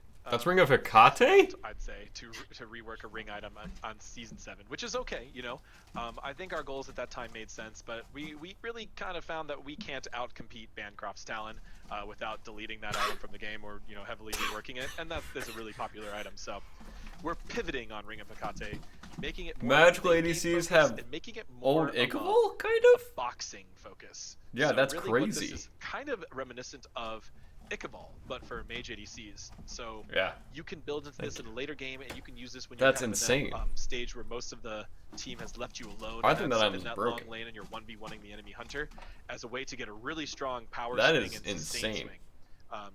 Interesting to say as well, this increased healing. It's not like what is it, Ratatoskr and Caduceus Shield, which kind of specifically affect your healing. This one can affect heals that apply to you on many different ways. Actually, Yo, Paige, thanks so much for giving me 5 subs. The goal Welcome, here is really everyone. That Thank kind of you like so much, shifty Paige. power exchange, you, baby. make it more hex-like. Yeah, the soul is coming back. And also keep it maybe I have to on, bring like, Chronos back. So I didn't play that bad on Chronos today. Why you're also decreasing so much, your Paige. opponent's ability to really fight against you. Yeah, a lot of Sorry, I got tripped up a little bit there. this helps out a lot of people. Welcome back, Jingle, thanks for a monthly sub. Like Asclepius and Caduceus, where nice one, Blitz. This is not just increasing your life steal, this is going to increase any healing done to you. So if you are even playing with a healer, this is going to make I think you're sick on AO. Not something that Soul increased 1, life steal wouldn't Chronos, do. passive, Chronos 2. Things like that. Yeah, so it has some pretty interesting interactions. Cool. All right, next up on the list, we've got Divine Ruin. We're going to be increasing the power for the item, but we're decreasing the pen. Yes, and this also might be. Oh, the emotion open your end? Oh, on my end, you're on sub. I would talk about them together, Pon, Yeah, let's go ahead and do it. Spear of Desolation, we're decreasing the pin on that as well. Both of them from. So we're just trying to take out the double pin. Yeah, so we saw the kind of rise of the double pen mage build, where they're just rushing this and getting a lot of effectiveness. What happened? These pen options should be more kind of spurts around and be these more situational choices, but they were just. Did Hero fall off the catch tree? Spear of Desolation already provides a lot of power in addition to utility and cooldown reduction. So we felt like it could just kind of use the nerf in general. But Divine Ruin, which is this more focused anti-heal option, we want to make sure that it still feels really good to buy. Reducing the pen is probably too much of a hit on its own, so we also give it some power. And it's also paired with the next upcoming one, which is another pen option that is probably going to be on a lot of people's radars. So the idea of stacking 3 pen options is also something that we had to consider. Let's get into it. Spear of the Magus seeing a rework here. It's going to have a new passive. Any god that you damage becomes marked and debuffed to take 7.5% increased damage from all sources for 10 seconds. So, Spear of the Magus' recent passive also was one of our less successful changes from Season 7, so we're willing and we're happy to adjust this and pivot to meta. One main thing to note is that just how we've still decreased mage's access to flat pen across the board. We now have 10, 10, 10 across 3 items. When previously Spear of the Magus alone was applying like what 50 flat pen or something crazy like that. So we have taken that down a notch. Okay, I'm just picturing this on Soul, and I just 2 ult somebody, and they just get 1 tapped. Interesting damage amplification passive, which actually is harder to do than it sounds. Stack. That's a good question. Like Soul Reaver and it doesn't say unique passive. Bonus damage. Those are fun effects, but I do not think the game needs more of those. I think 1 each is kind of the right way to go about it. We started talking a lot about Shamans. That's insane. How much people really enjoyed that item and how much fun it was. But that item was really confusing because we essentially, the way we balance that item is instead of just giving you the appropriate amount of stats and giving it a cool damage amp passive, it was just balanced. So dude, that if you buy Ring of Hecate and this item on AO, you literally get one tap. You buy from another Penna or power item, right? Well, it's also like a good BaRRaCCuDDa item. Yeah, it didn't also really good affect Norm your item. build as much as people felt like it did, but they did like the theming Like, and the visuals. There's a lot of Guardians so that can use this item. Is using a lot of the same like a visuals, lot of Guardians that can use this item. It has a really interesting specific difference, was that it increases damage Ganesh? from all sources. So you can actually use your abilities. I don't even think this is only a mage item. This is team do more damage to a target. I think Guardians can use this as well. Didn't do. And that's what lets you get a unique damage modification feel here on the Spear. There's a lot. That's not just, okay, what's a new way gods that can use coat this item paint on more damage, right? This is actually has a team fight application effect. And it's also important to notice that gods can only have one of these, and it has an internal cooldown, so you can only apply it to one god at a time. So if you hit if you hit a big AoE, one of those gods will get the debuff, and your item will go on cooldown until. So they're synced up, right? So you only have one person marked at one time. Yeah, fast. Jake's literally gonna solo people. I mean, it was already soloing people, but he's literally gonna solo people more. Yep. For sure. All right, guys, we're getting towards the end of items here. Warrior Tabby up. It would only work on one person, so. 100 mana. Yep, this was just Warrior Tabby specifically was in a weird spot for boots where it's like 40 power is really good, but we've done a lot to other boots to make them a bit more interesting, and this one was focused on abilities. So it's above to ability based on ability usage. So now you get a little bit of extra mana to play around with that bonus power that you're buying. Cool. All right, let's talk about relics now. Teleport up first. And junglers, I guess. Will now be able to use the teleport relic to teleport to phoenixes. Shoutouts to the Olympians on this one. Didn't really see any reason not to let people do this. I assume this was a design decision made ages ago that we just hadn't revisited. So it was a pretty relatively quick discussion. We were like, sure, more control, more flexibility over the item. Don't see any problems with it. Kind of cool. Next up, Cursed Ankh. This item is getting a change. When it's applied, it's now going to reduce active shields by 50%. Yeah, shields have become a much more integral part to Smite. We've seen them more Emotion nerf. They're a version of healing that isn't permanent. But there wasn't really a great counterplay option. We added a bit to Umoja with her 2 doing more damage to shields. Now we're going to let you interact with that more effectively. And Cursed Ankh was one of those items that we actually looked at the kind of stats for it. And even when it was being built in situations where it should be good, it wasn't seeing as much success. So a little bit of extra flair, a little bit of extra use. Finding a choice between reducing healing or holding it to target a large shield. So you're not reducing all shielding for the entire duration. It's only if they have a shield applied to them when you activate this, it takes 50% away from that. Nike nerf. Yeah, it's almost like an AoE hit effect. Right. Yeah, big Nike nerf. This is tied in closely not the biggest Geb nerf, change. but. Yep, this one's really spicy. Spear. Big Nike nerf. Will now destroy enemy shields when applied.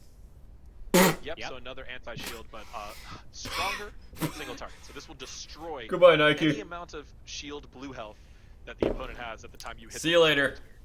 Okay. Yeah, Thundering Spear is going to be really interesting. There's some. You were dead before. You're dead now. This. But if you're burning a relic slot and a major cooldown to deal with a character's strong ability, that's a lot. That's probably still going to be more relevant in modes like Joust and Duel and stuff like that. But still, we wanted to make sure this mechanic had a proper counter, and we wanted to make sure these relics had a little bit more extra oomph to them because they're not. Yeah, Horus as well.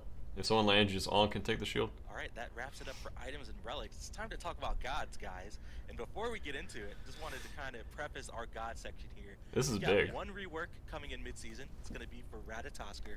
The Loki rework is still in development. Been removed from the game. Need a little bit more time to clean things up for you guys, but we didn't forget about it. It's still coming.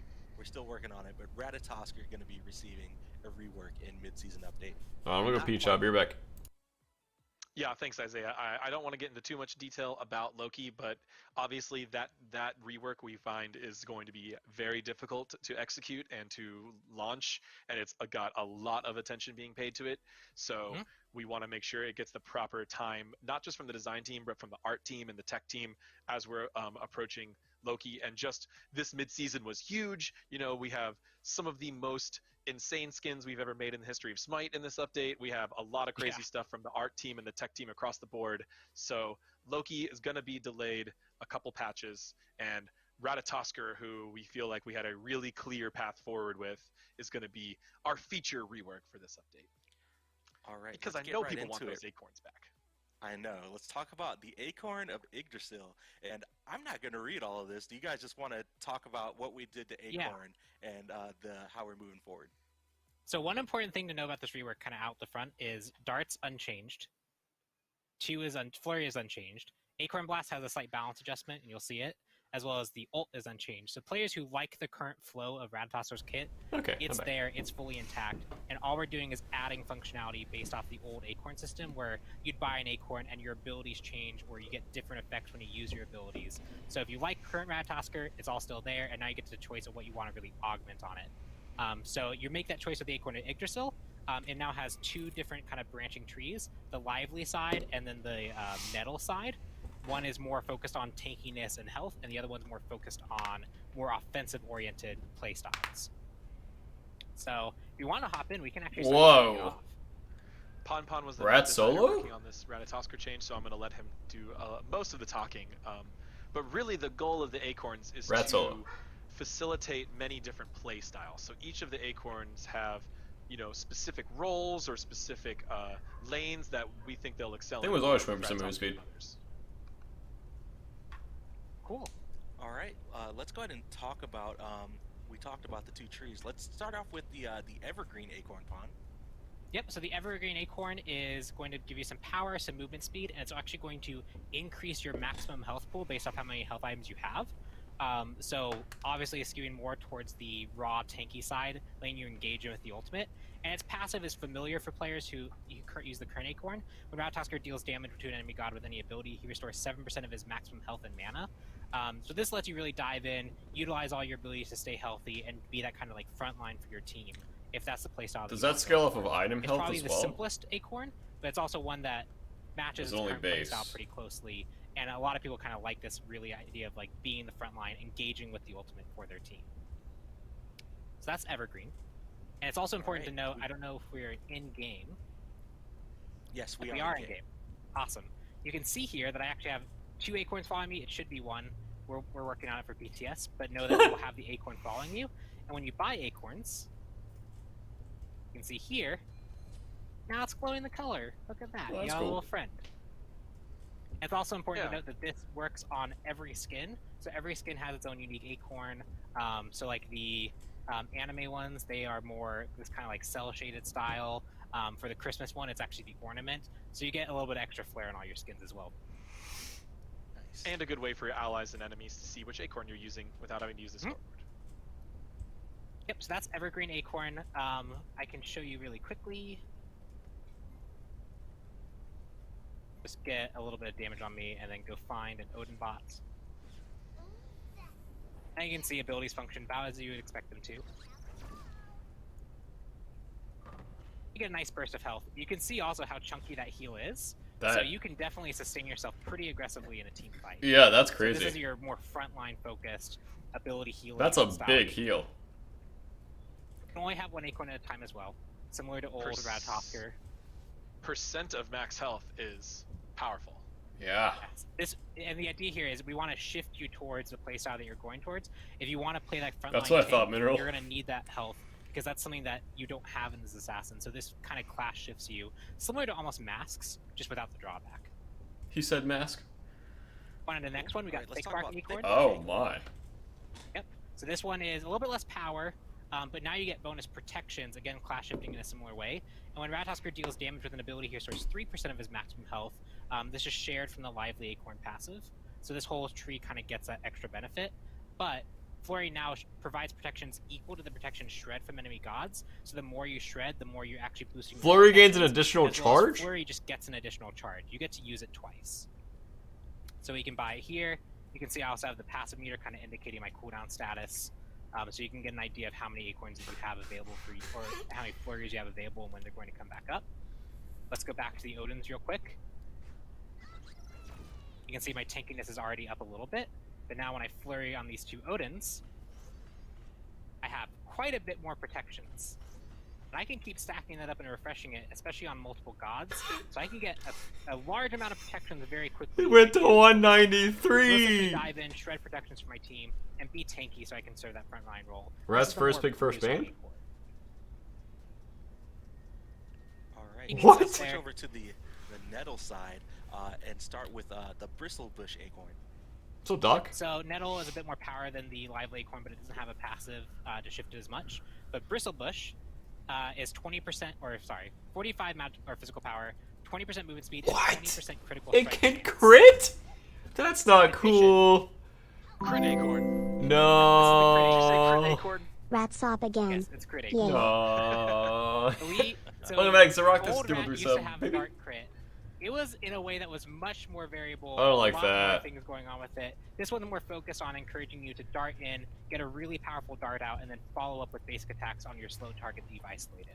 So here you can see dart now deals 40% increased damage, so it's just a stronger ability and can critically strike. So you can start building critical strike items to really augment it. That's And when crazy. dart deals damage to any enemy, he gains 10% physical lifesteal and 10% basic attack damage. So once you dart onto a target, especially if you crit, you can just kind of follow up and wail a lot harder on them. We get cooldown. Let's see if I can get it. How many darts does it take to get a crit with 20%? Oh, it's 10%. Oh no. Unlucky. It's not gonna happen. Is it? There we Oh, go. there we go. See, that's why you need to actually build critical strike with this item.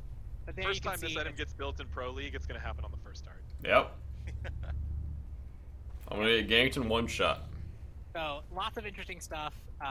You can now crit with dart. You can really engage and get a sudden burst, and it's more focused on following up with basic attacks. That's the other way Ratatoskr can use is kind of like crit attacks. You can use it with his hit chain. Honestly, that might be the rewarded worst. by diving in and following up with basic attacks. Or I'm And just then the baiting final junglers to not buy It's that. Thistlethorn, which is hard to say.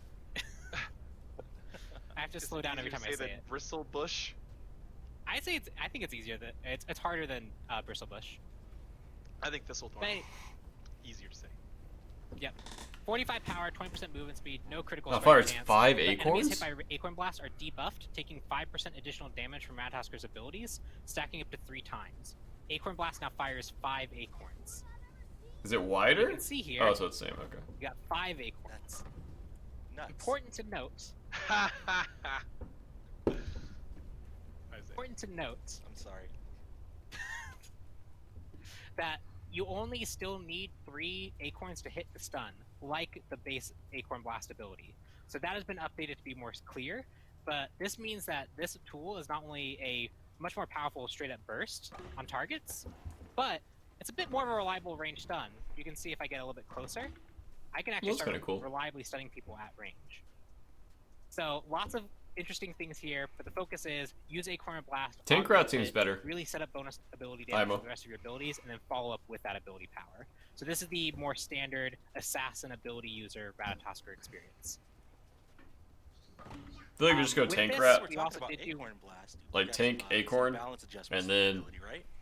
Correct. full So Acorn Blast, now they can shoot 5 acorns. We had to do some of the damage full adjustments offense and after balance that, so adjustments OP. to it. The big thing here is the damage for using Acorn Blast like normal Ratatoskr is basically the same. There's a bit more front-loaded, so hitting one Like, the acorn is a double bit flurry harder just to seems hit so with broken to 3 me. in the amount of damage it does, but the total, if you like shotgun blast someone effectively, is the same.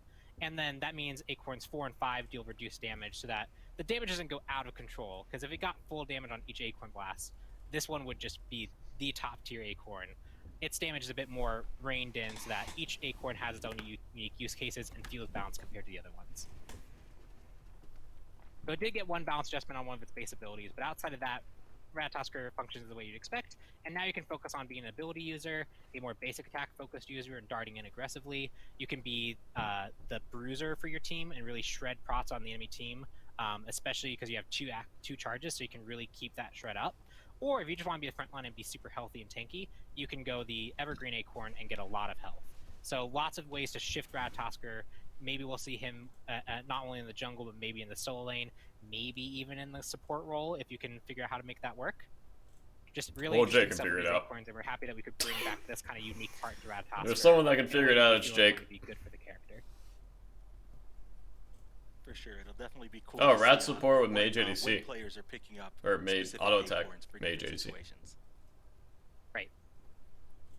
Awesome. Alright, I think that's that's our that's Wait, Ratatoskr. Spear of the Magus on Morgan. Yeah, that's Ratatoskr. So let's go ahead and hop into God Balance for mid-season. Like we said earlier, that's our one rework for mid-season. Let's go ahead and kick it off with the rest of the gods getting updated. And start off with Ao Kwang. We're going to be Dude, pro meta is slow destroyed range right on now. Dragon Call and decreasing the cooldown on Wildstorm. Yeah, so this ranged slow attack and these Wildstorm, these were actually nerfs we did a while back, which we are reverting. Ao Kuang has been pretty far out of the meta for a while now. Want to give him a chance to come back. Adapting's winning You're worlds. You're going to see a lot of buffs today where we were really trying to focus on gods that we feel like have been being out of the meta for a while and just trying to bring back their core features. So I think these changes in Ao Kuang are definitely going to increase his jungle clear, definitely going to increase his ability to control a team fight with a stronger slow. So maybe we'll see the Dragon King return to his throne. For sure. All right, next up, Apollo. We're making some changes to Serenade, increasing the physical protections. Magical protections. And also adjusting the mesmerize duration. And then across the sky, we're going to be increasing the scaling from the ability. Yeah, so when we updated his passive, I believe in Season 7, Give me magical we saw kind of a rise in Apollo players, but that quickly fell off. People didn't really still value it as much. And so we feel pretty safe to buff more of his utility in Serenade, making him a more effective boxer and especially increasing the mesmerize duration early. Combined with rewarding players for using across the sky aggressively. If you're using it to like actually just escape, it's as good as ever. But if you are using it to be aggressive, that's like a Hebo ult. Scaling didn't quite feel rewarding enough. Physical power scaling, in case anyone was confused. Usually we do write that. Minor. Thank you. I was wondering. Up on the list, we've got Artio, Energy Surge / Small Fray. We're going to be increasing the Druid damage on the ability and increasing the healing range. And then Life Tap, we're going to be Heavy Charged. We're going to be increasing the slow duration on Heavy Charge. So, we've seen Artio make a few appearances in the Pro League and some specialist players. We have a few pros that really favor her, but I wouldn't really say she's been meta for quite a while. That's a big slow. Not seeing very high pick rate across the player That's a base or high chunker. Performance at all. So, looking to adjust just a few things across her kit.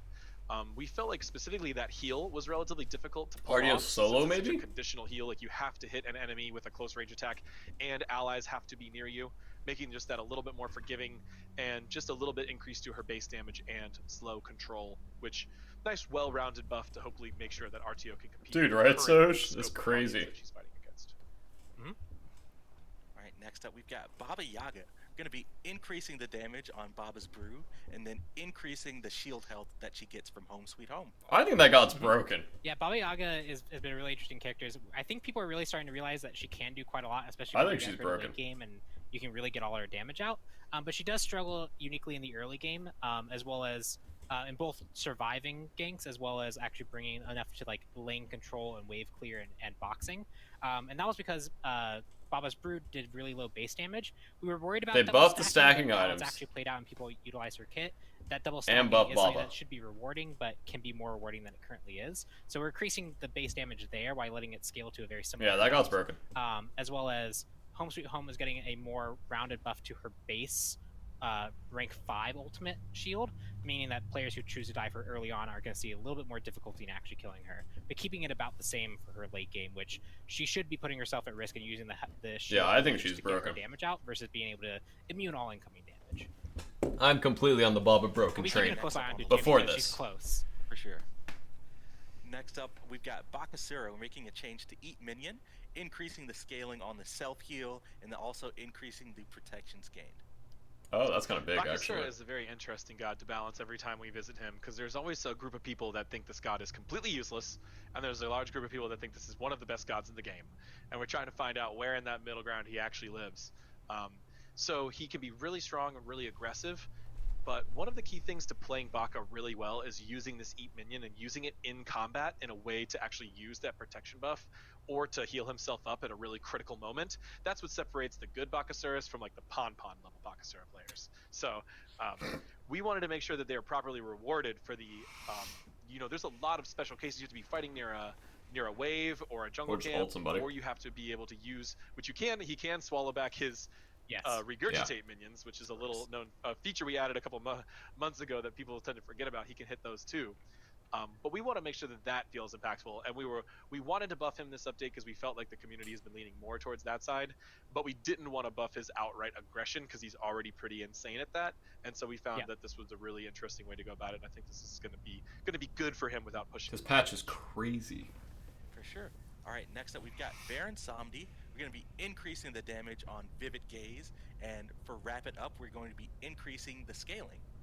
Josh Goggles buff. Yeah, Baron is an interesting character. Some people feel him as like a mid laner, but not quite there, or a support and not quite there. And we wanted to focus him being more successful in that mid lane, more magey role. So a little bit of increased damage on Vivid Gaze is going to help him wave clear, and the increased scaling on Wrap It Up is going to help with his overall combo and threatening, like, actually killing targets late game as he builds more power. All right, next up on that's the a list, lot of scaling. Going to be seeing a change to Trimmers, and Trimmers will now deal an initial tick of damage whenever he starts casting. No.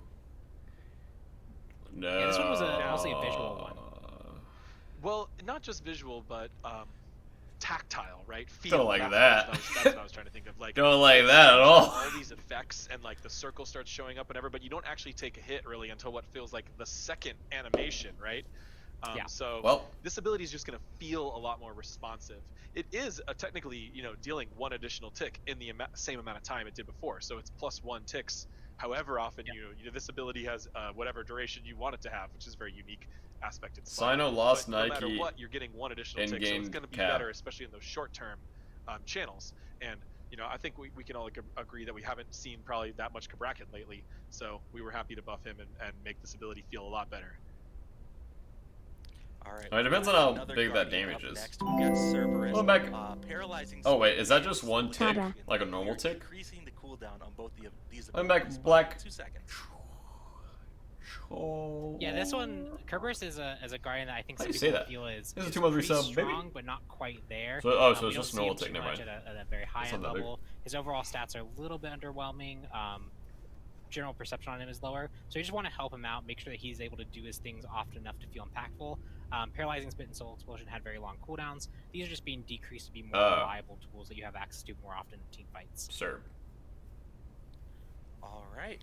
Chiron up next. Training exercise is going to be seeing an increase in damage. Base damage. And we're increasing the scaling of Masterful Shot.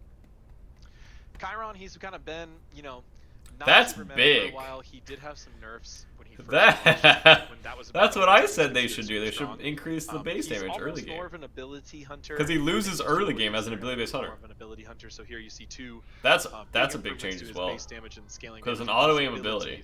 This should really help him compete in lane with other hunters. Yeah, wait, we're I both. think Chiron's going to be really strong. Chiron mid, Soul ADC.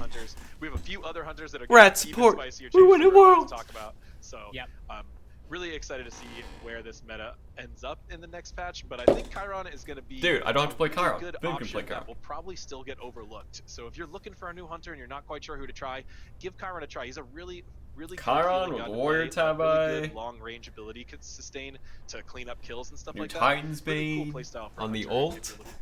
Kind OP. All right, next up we've got Cthulhu making a change on his ultimate ability, Descendant of Madness. He is no longer going to be able to use relics while in the ultimate form. Yep, so we talked about Cthulhu and bonus balance, but this is a change that we needed to actually have a kind of full patch for. We wanted to make sure that there was counterplay-wise in his ultimate state. He's getting a lot, but the amount of relics he could also use creates some visual clarity issues. Some were hidden by effects, as well as it was just a very strong thing in general. So we are going to actually make that a bit more fair. Why did you do that in the first place? Good question. All right, next up we're talking about spicy hunter changes. Let's talk about Cupid making a change to Heart Bomb. Minions will now take 50% additional damage from the explosion and the initial hit of Heart Bomb. I mean, I could get really specific about the balance history of Cupid and why this works, but really, I think we all know this is what Cupid needs, right? This is what the god currently suffers at. I think his ult He's got sucks. Good team fight control. He's got good utility. We've given him better attack speed. He's got that stim just permanently built into his ranking up of his dash. So he's just gotten some good stuff, but he still struggles a bit in lane. That's what this is there to address. We've tried to do things in the past with him where we buff his kit in all different types of situations. This tends to make him just too good at team fighting. So now hoping we can make him good in lane without breaking his team fighting. That's really what we hope to do here.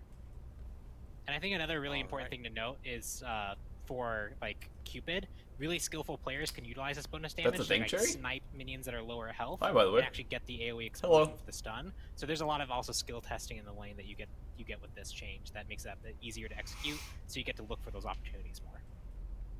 Yeah, for sure. All right, we've got another hunter change up next, Medusa.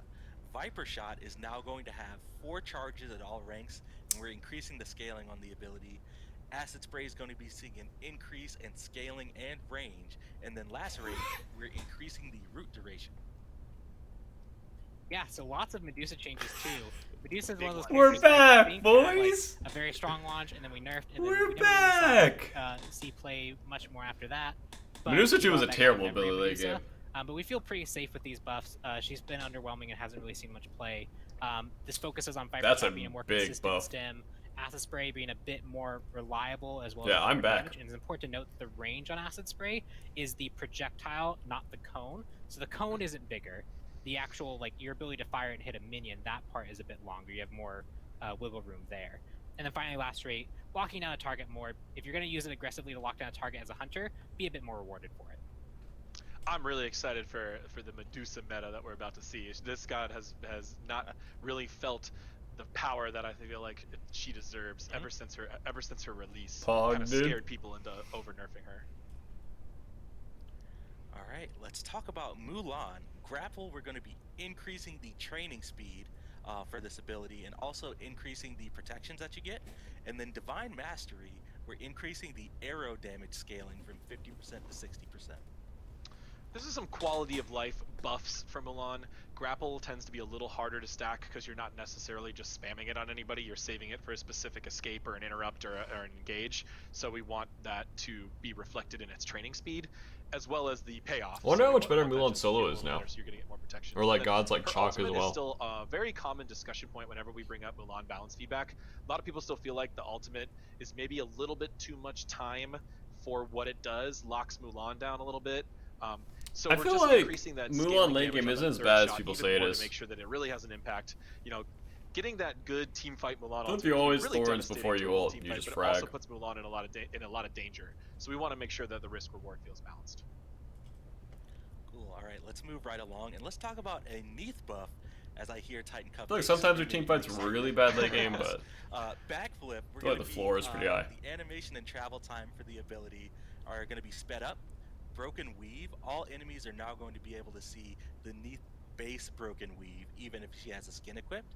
And then the big one here, Unravel. We're going to be decreasing the attack speed debuff. This ability is now going to steal attack speed from enemies and buff Neath the same amount. Yeah, so lots of things here. The two big ones are Unravel becoming a more stim-like cooldown, where you're actually stealing attack speed from your opponents. So late game, Neath gets a bit more ability to actually. Dude, me and Zap are the best hunters now. And use that ability and be rewarded for it as a DPS increase.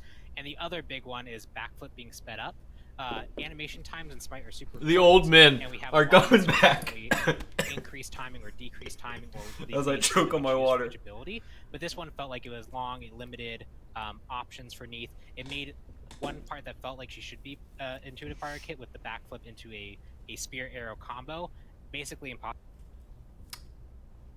to pull off. And so we've increased it to allow those things to be a bit more fluid while making sure that there's still clearly counterplay options when fighting Neath. You can still follow up things. It just feels better now. These are big changes. Right. Big changes. Yeah, for sure. Nemesis is up next. Slice and Dice going to be seeing an increase in damage. Yeah, this is following along with what we've been doing with Nemesis. We have known she needs buffs. She's been buffed. I think this is the third time like in a row right now. We want to continue to take it slow and steady with her. When Nim's such a hard god to buff. It's not a good meta for us to be in. Like, we're still going to avoid buffing her ultimate, that unmissable type ultimate. So Slice and Dice. She's either like completely broken or just like increased worse than every other assassin, in my opinion. Just gonna help her jungle clear, gonna help her poke, and should be noted that even though these numbers are like look 10 per rank, that's double when you hit the sweet spot, right? So pretty big buff to Nemesis. Hopefully should let her compete with all the other junglers. And you know, if this doesn't quite move her forward like the last few changes, then maybe we'll look and just keep the streak alive. We're gonna get there though. We're gonna get her feeling good without pushing her too far. Yep. All right, Oleron up next. Overflowing Divinity. It's going to be seeing an increase in damage and also an increase in the damage decrease per shot fired. I know that's a little bit confusing. I'll let Pon explain a little bit more. TLDR, Overflowing Divinity is going to be a bit more of a powerful tool when using against gods that are trying to juke it. The initial hits are going to be more damaging, but we're keeping the amount that it falls off, and as well as the amount of damage it does on like objectives. We're keeping that in check to make sure that he doesn't get too much damage there on still targets. So just making it a more reliable cooldown to use against moving targets. Buff to me, because I never hit more than 4 shots anyways. A little bit of a shift here, increasing the duration of Relentless. Skewer is going to be seeing an increase in damage and scaling, and then Spawn of Set is now going to deal 60 to 80% of Skewer's damage. No. Why don't you take this one too for me? Yeah, so Set he is a very interesting character. Lots of really high skill testing things. Managing those clones is very difficult. But one thing that was interesting was ranking Skewer not only ranked your Skewer damage, but also ranked your clones. And so because you could just max those together, his early game burst was so insane if you gave Skewer any power that he would just one-shot people in lane very quickly. And so we had to tone his damage back. Here we're making it a more powerful tool in its own right, and moving some of the damage scaling component onto actually ranking Spawn of Set. So if you want the full damage, you have to invest points there. But Skewer as a baseline ability that you can use at all times is going to be stronger. It'll help increase his clear speed. And also that extra second of Relentless means that when you're walking from your Heartbeat camp to your blue camp, it's not going to just fall off as you try and get that last little bit of hit. You'll be able to maintain that attack speed buff as you go from camp to camp. Yeah, I don't like Set. And if you have gaps in your team fight, you can also keep it alive. Don't like Set. Next up on the list, Sun Wukong, Undefeated Body. We're increasing the percent of HP where the passive triggers, and also increasing the duration of the self buff. And then 72 transformations, we are increasing the duration of the Tiger Stun.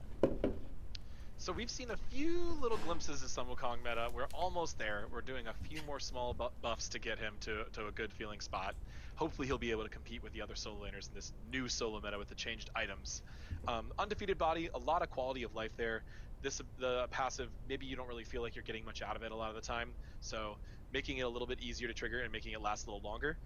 The real buff here is 72 transformations. A lot of times people would be pretty torn between which ability to rank next. Oh, wow. Between Master's Will and 72 transformations. And now with this Tiger Stun buff, we're making it pretty clear that you can go ahead and rank your Master's Will and keep this 1-point wonder with the full stun duration. Should make Sun Wukong a pretty intimidating foe. Yep.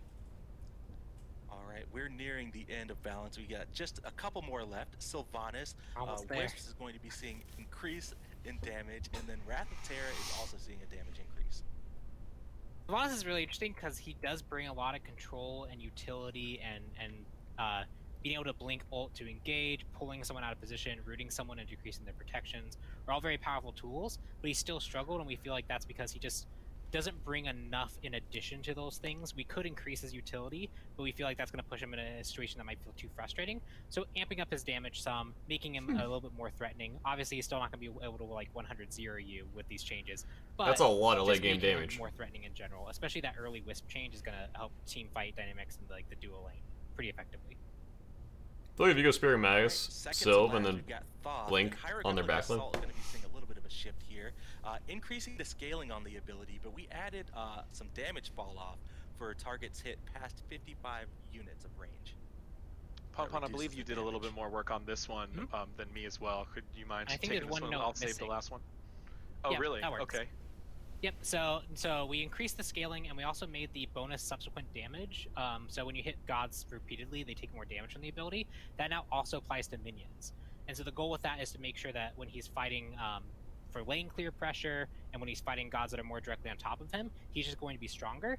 But his artillery mage, which creates a very difficult balancing point problem where he has to be really weak to justify that level of strength. We're toning that back, so it's still a unique strength that he brings. He can do very, very long range poke, but it's not as devastating once you get a lot of power. So taking his early game up some, taking his late game down some, still focusing on his strengths, but making them more manageable. Okay, so this says damage increase will affect all enemies, not just gods, which is contains. Yes. But Pawn wants to draw. This means draw special attention to. This means he will deal more damage to minions than he used to do. Correct. So, and although you mentioned this kind of late game, early game, this also shifts him a little bit more to make him better lane clear, but without just increasing his overall damage output to an overall team fight. It's kind of like what we did with Cupid. So Cool. kind of a buff. All right, one more, last one. All right, last. Honestly, I on think it's a God buff. Balance. Ymir is here. We're making a change to Frostbite, increasing the duration and also increasing the damage reduction. So we buffed Ymir. We gave Oh, him wow. that quality of life walled feature that people have been wanting for so long. That's But kind of crazy. That didn't really do much to him. Like, we know that's a good feeling ability, and there's a lot of theoretical bonus damage, or not bonus damage, but just a better gameplay there. You can make plays, but it didn't really affect him too much. So we were looking at Guardians that were just still underperforming statistically. Ymir was Ymir's a hard god. surprisingly low towards the bottom, and looked to just buff his passive. This is a pretty strong buff. You know, I'm a little scared about those extra swings, basic attacks that Ymir is going to get in on that increased frostbite duration. That's a little scary. And then also we're just increasing the defensive element here because Ymir already has quite a lot of aggression. We wanted to make sure we added something to this balance change to help him play more like a traditional Guardian and still excel in that role. So now he's going to reduce the damage output. That's a 5% increase there, which is that's a pretty significant amount when we're talking about true damage reduction out of other gods. So the final buff of the mid-season patch is Ymir, and you know I couldn't go to a more fitting god, and we got it all done in under 2 hours. But yeah, I know I'm tired already. Yeah, I know for sure. We still have lots of cool stuff to talk about. Balance. Lots of cool stuff to talk about. We'll get to Avatar in just a second, but we also want to highlight just a few more skins coming out in the mid-season update. We've actually got the start of a new event called the New Moon event. Take that as you guys will, with some awesome skins. And the first one is going to be Tornado Tech Kukulkan. And this one is really awesome. I love all the tech skins, and the card art is awesome. Nice. Oh yeah. Oh yeah. This one, we've kind of had this like mecha Kukulkan idea rolling around in our minds for a long time. Oh yeah. Just. Oh, that's actually sick. I love the wings. Just seeing the separation in all the elements. And I'm happy to see as we take our mechs, we continue to try these on gods with completely different body types. You know, I think we have a lot of humanoid mechs that we maybe overdone in past years, but this one feels really different than all the rest. For sure. You know, maybe if you missed out on that Tier 5 Kukulkan last year, this will be your new main here. This one's looking super sick. We've got another skin in the New Moon event that drops on July 14th. And this one is Pinata Party Kumbhakarna. And of course, we got to shout out our boy Wolf Dog for this amazing concept. My gosh.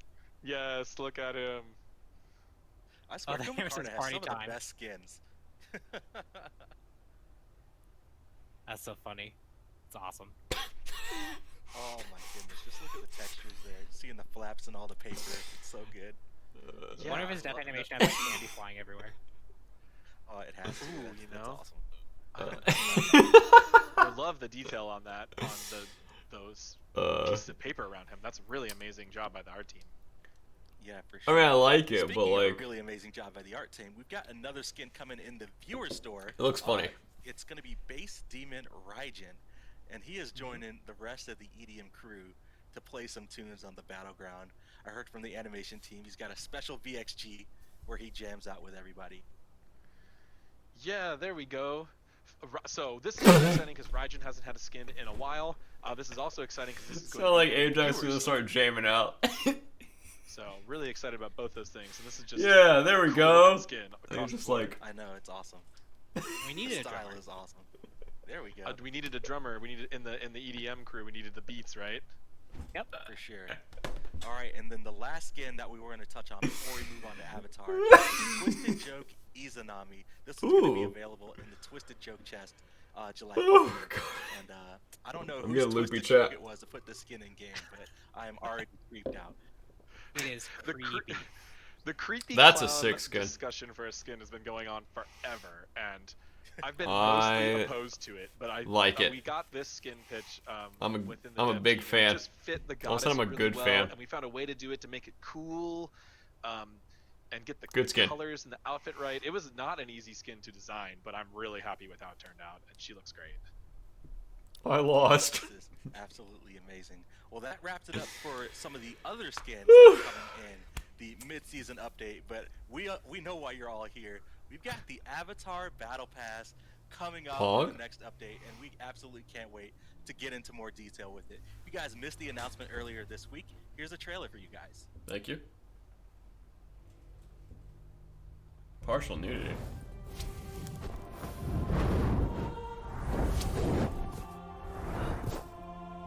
This world is in trouble. We can't let this happen. They need our help.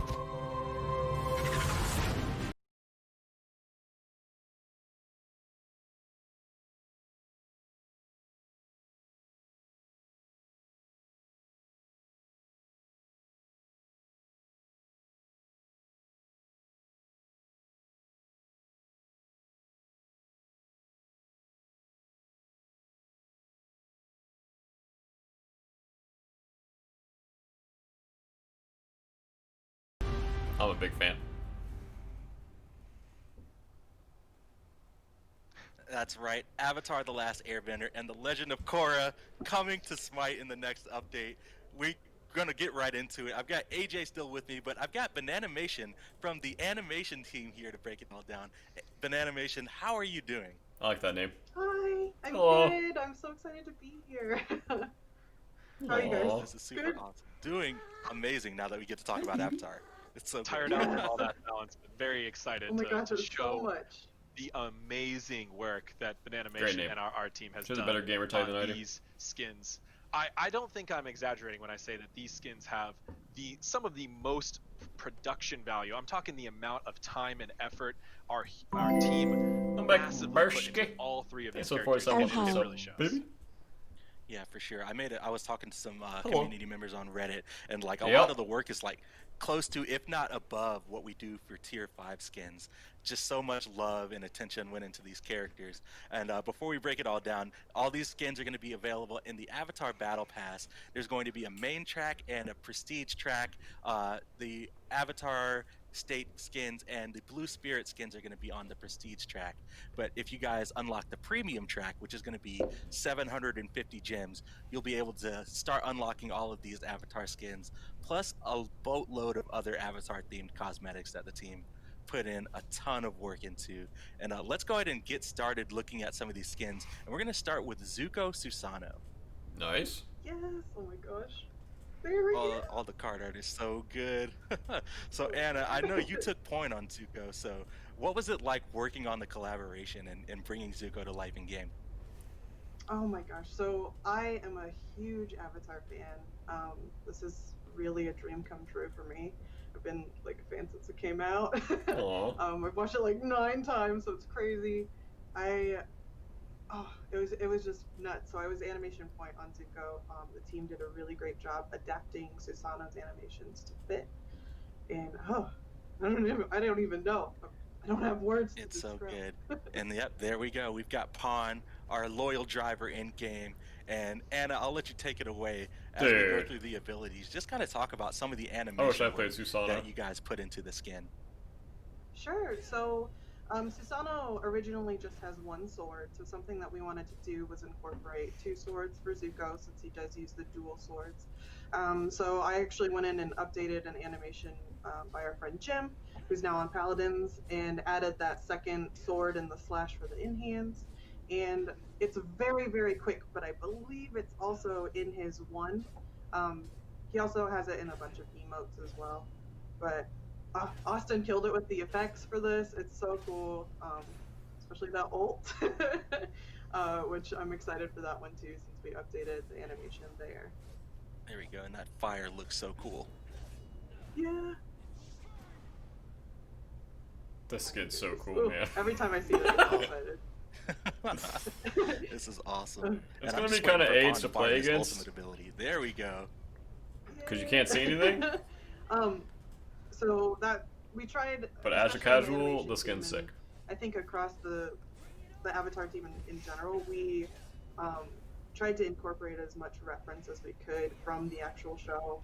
So this was the ult is an animation that Zuko does when he fights Azula at the very end, and it was so cool to like frame by frame that animation. Yeah, oh yeah, 100%. I had so much fun. I'm so impressed with how much research the art team did. They you know, a lot of people on the team were already big fans of the show, but many others who were just learning about it got really well familiarized with the show. Oh, this special emote. Yes, so Victoria, our animator, did this one. This is his VXG emote. It's 8 directional, so you can just fly around with your fire daggers. Super cool.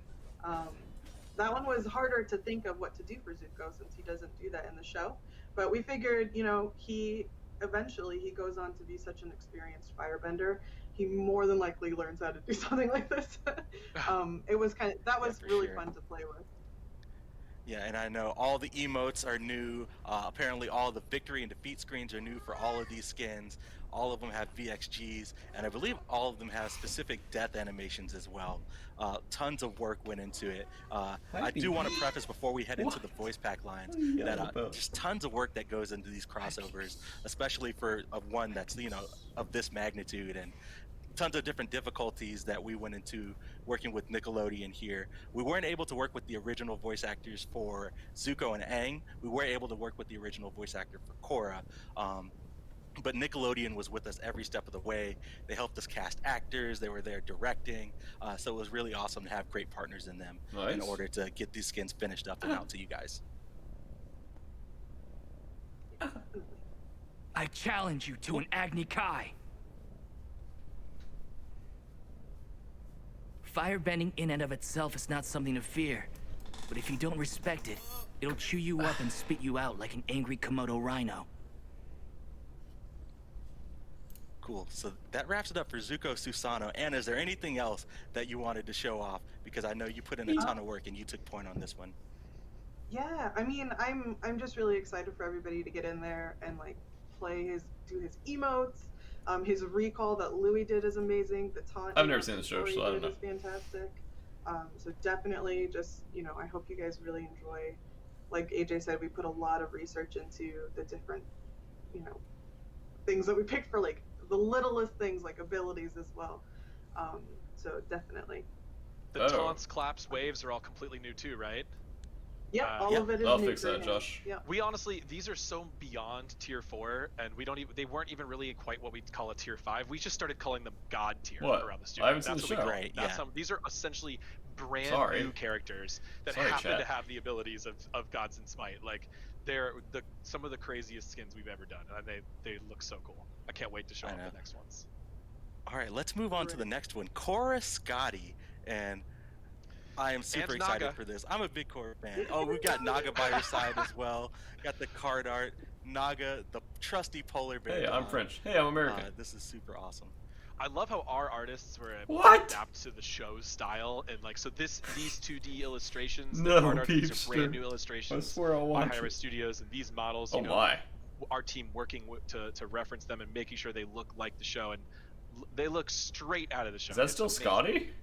Yeah, Casey did an amazing job on the characters in the card art, and then Anna, one of our other artists, did an amazing job. Both of them as a team. She did the backgrounds, and there's just so much detail, and it really does feel like they're from the show, which is really cool. It's already a good joke in the Smite community that Calder almost feels like a god of his own, but when you see this Naga, my! And I'll let Anna go. What went into making sure Naga was able to fit? What is that, my guy? Than Calder. Yeah. Oh my gosh. So.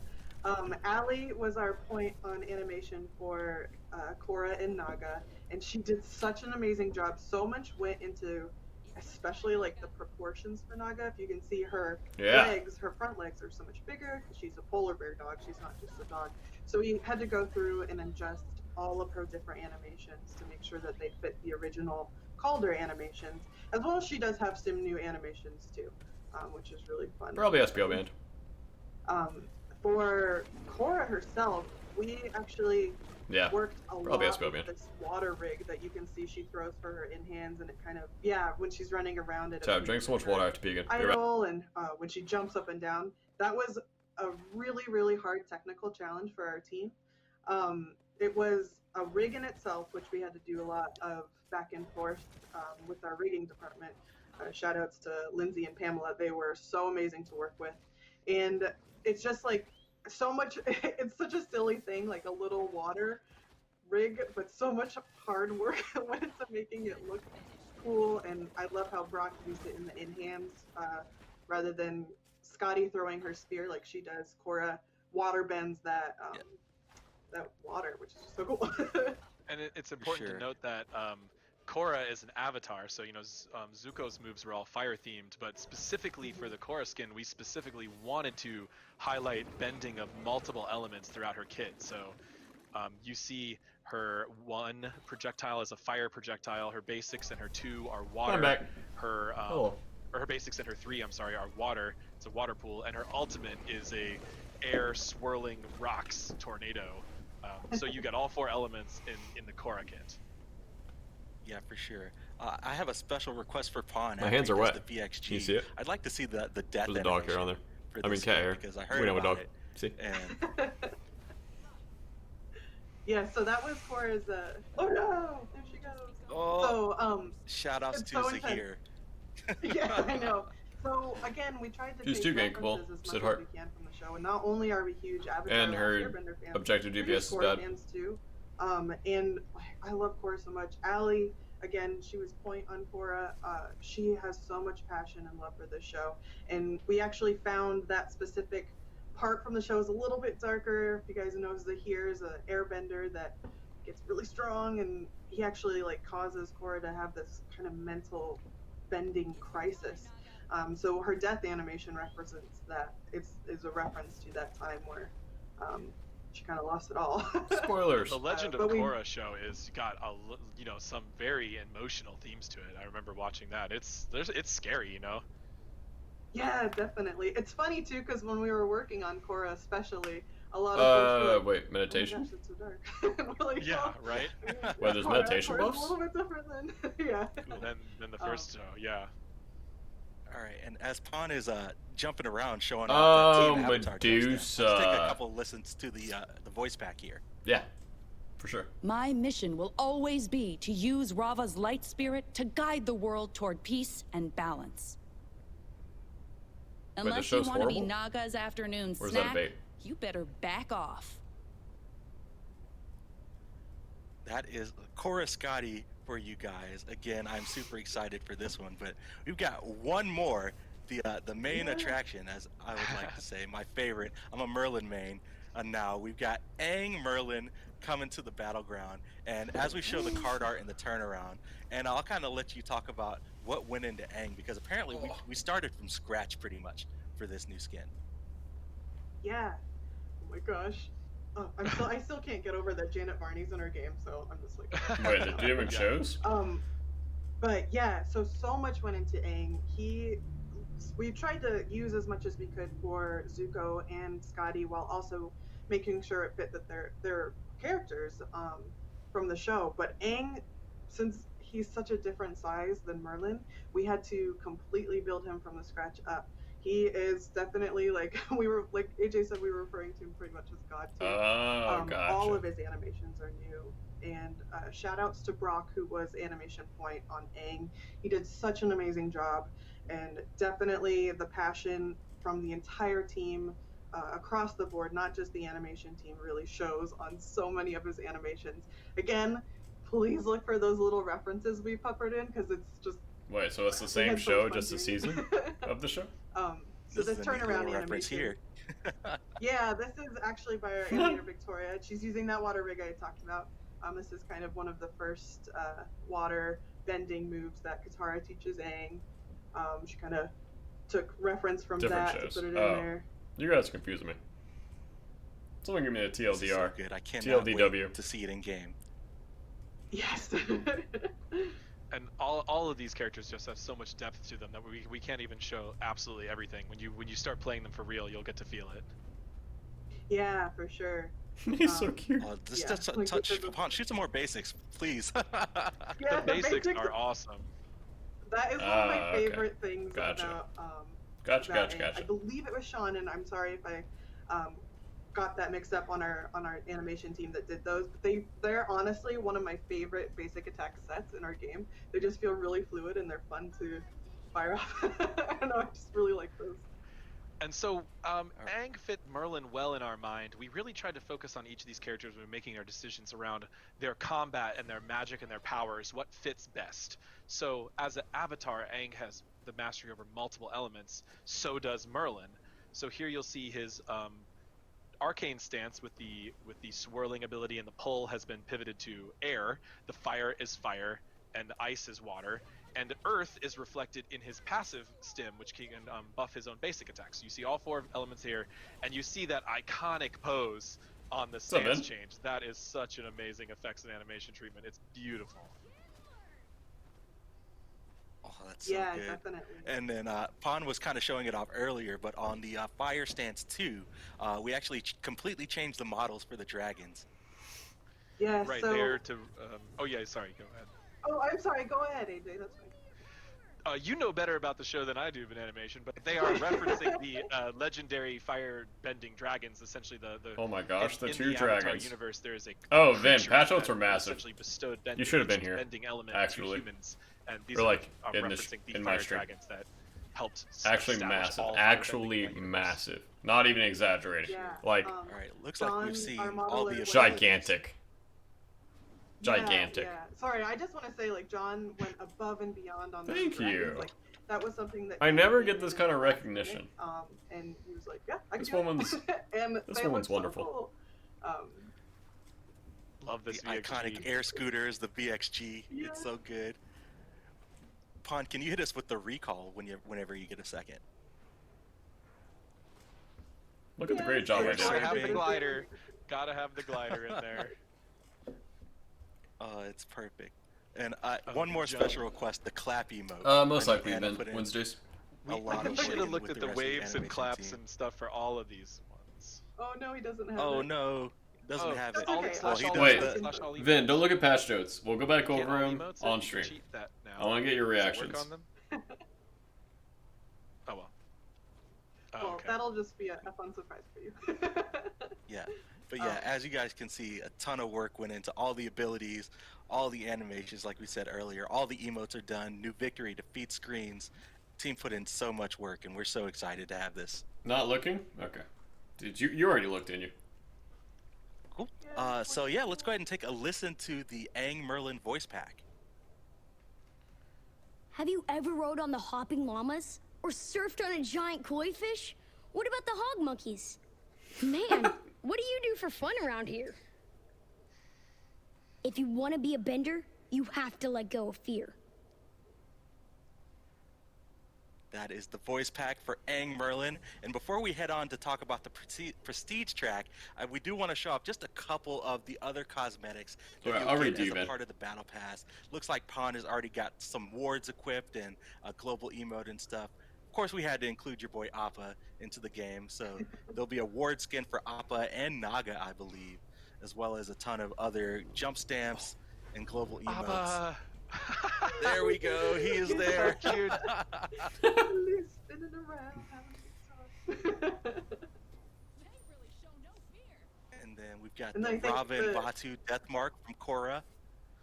Yes, it's so cool. Alright, and I think the only other thing we haven't seen is the global emote. My cabbages. My cabbages. Shoutouts to the unlucky cabbage vendor. There's apparently going to be some additional audio for that global emote that's still being worked on in dev, but tons of awesome content in this Battle Pass. Let's get right into the Prestige track. So like I said earlier, the Battle Pass is going to have a premium track for 750 gems, and then once you complete the premium track, you unlock the Prestige track. You watch the that show, we can keep on grinding and unlock more rewards. And the first skin from the Prestige track that we want to show off is Blue Spirit Susanoo. Yeah, so cool. This one looks so again, so cool. Shout out to Casey and Anna for doing this card art. Oh, it's actually my computer back. Wait, do I watch both The Last Airbender? Bender? Oh, everything that went into these is really fun. Or do I just... There we go. And all the Which one do I watch for all first? these skins just look so clean.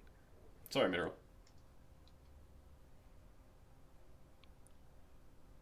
So that one's going to come your way as a part of the Prestige track. And I know you were saying that this one almost didn't make the cut.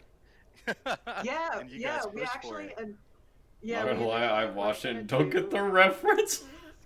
Another skin for Zuko, and a bunch of us on the team were like, oh no, man. Hang on.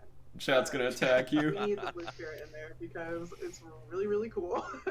And plus, I think the cool thing about him is that if you're not an Avatar fan, it's still a really cool skin.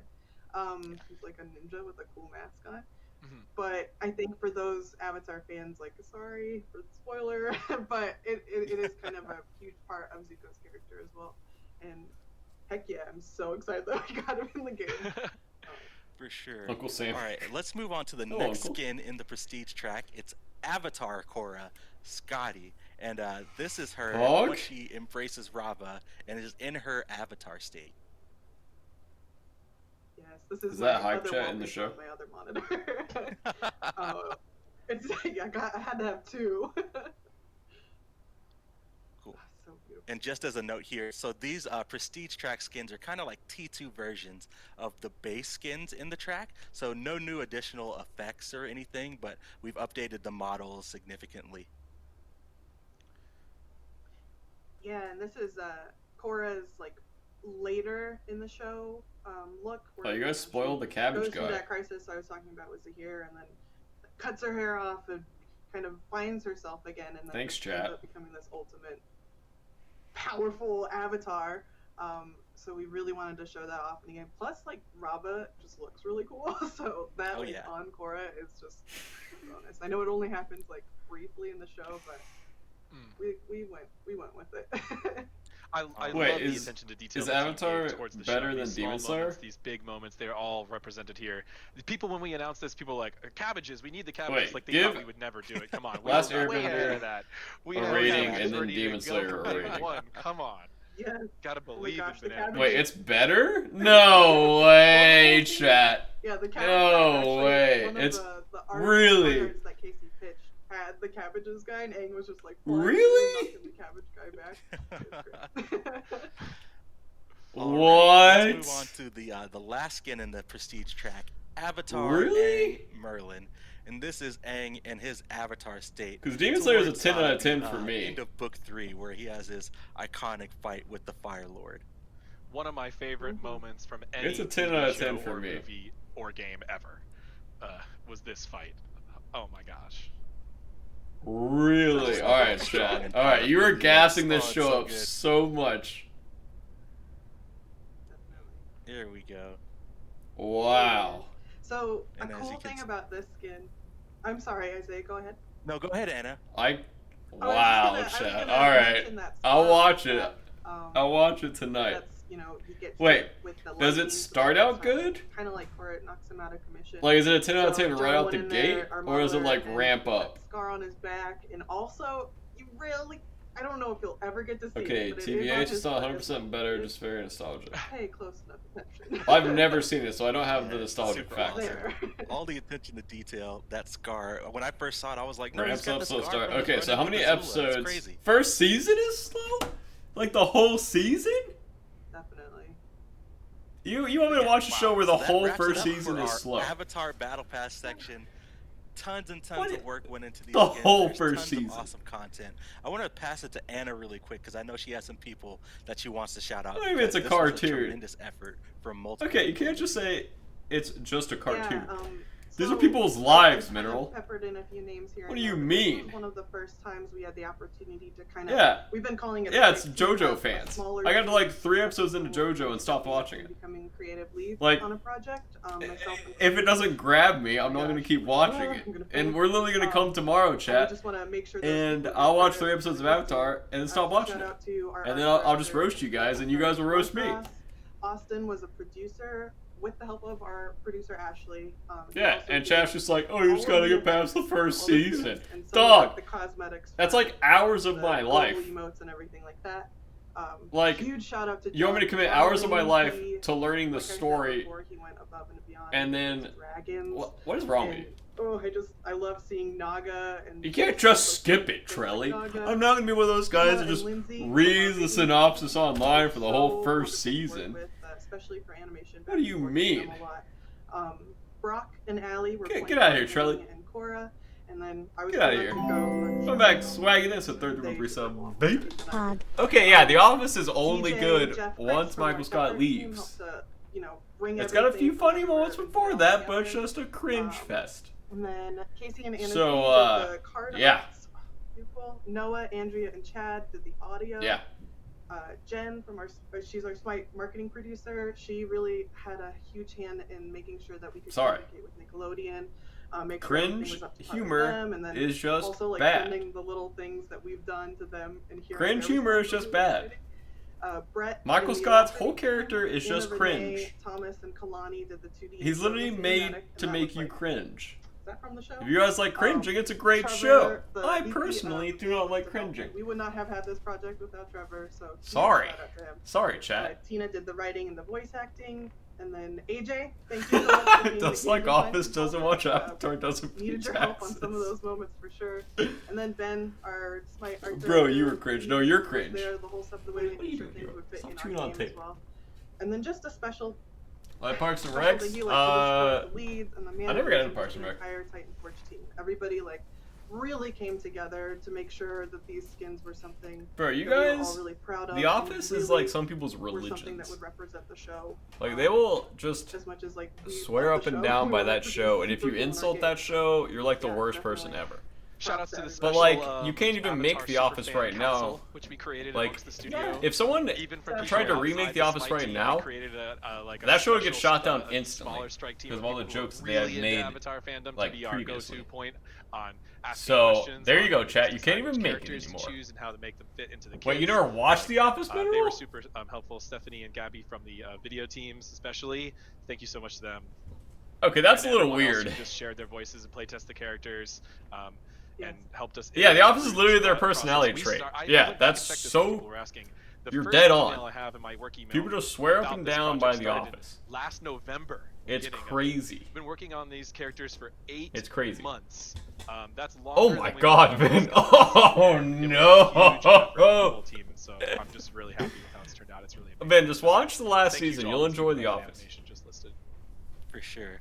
Shout outs to the entire team. Thank you so much to the community. Your excitement has been electric amongst the studio. We're excited that you're excited. Thanks so much for tuning in. That wraps it up for our update show. Thanks for hanging in there. I know it's been a long one. Yeah, Vin saved me. Chat's gonna kill Vin instead of me. For you next. We've got Smite the Casters up next. Not Smite the Devs, Smite the Casters. Be on the lookout for PTS info. And me and Dusty love New Girl. Well, we'll see you later. I haven't seen the latest seasons of New Girl.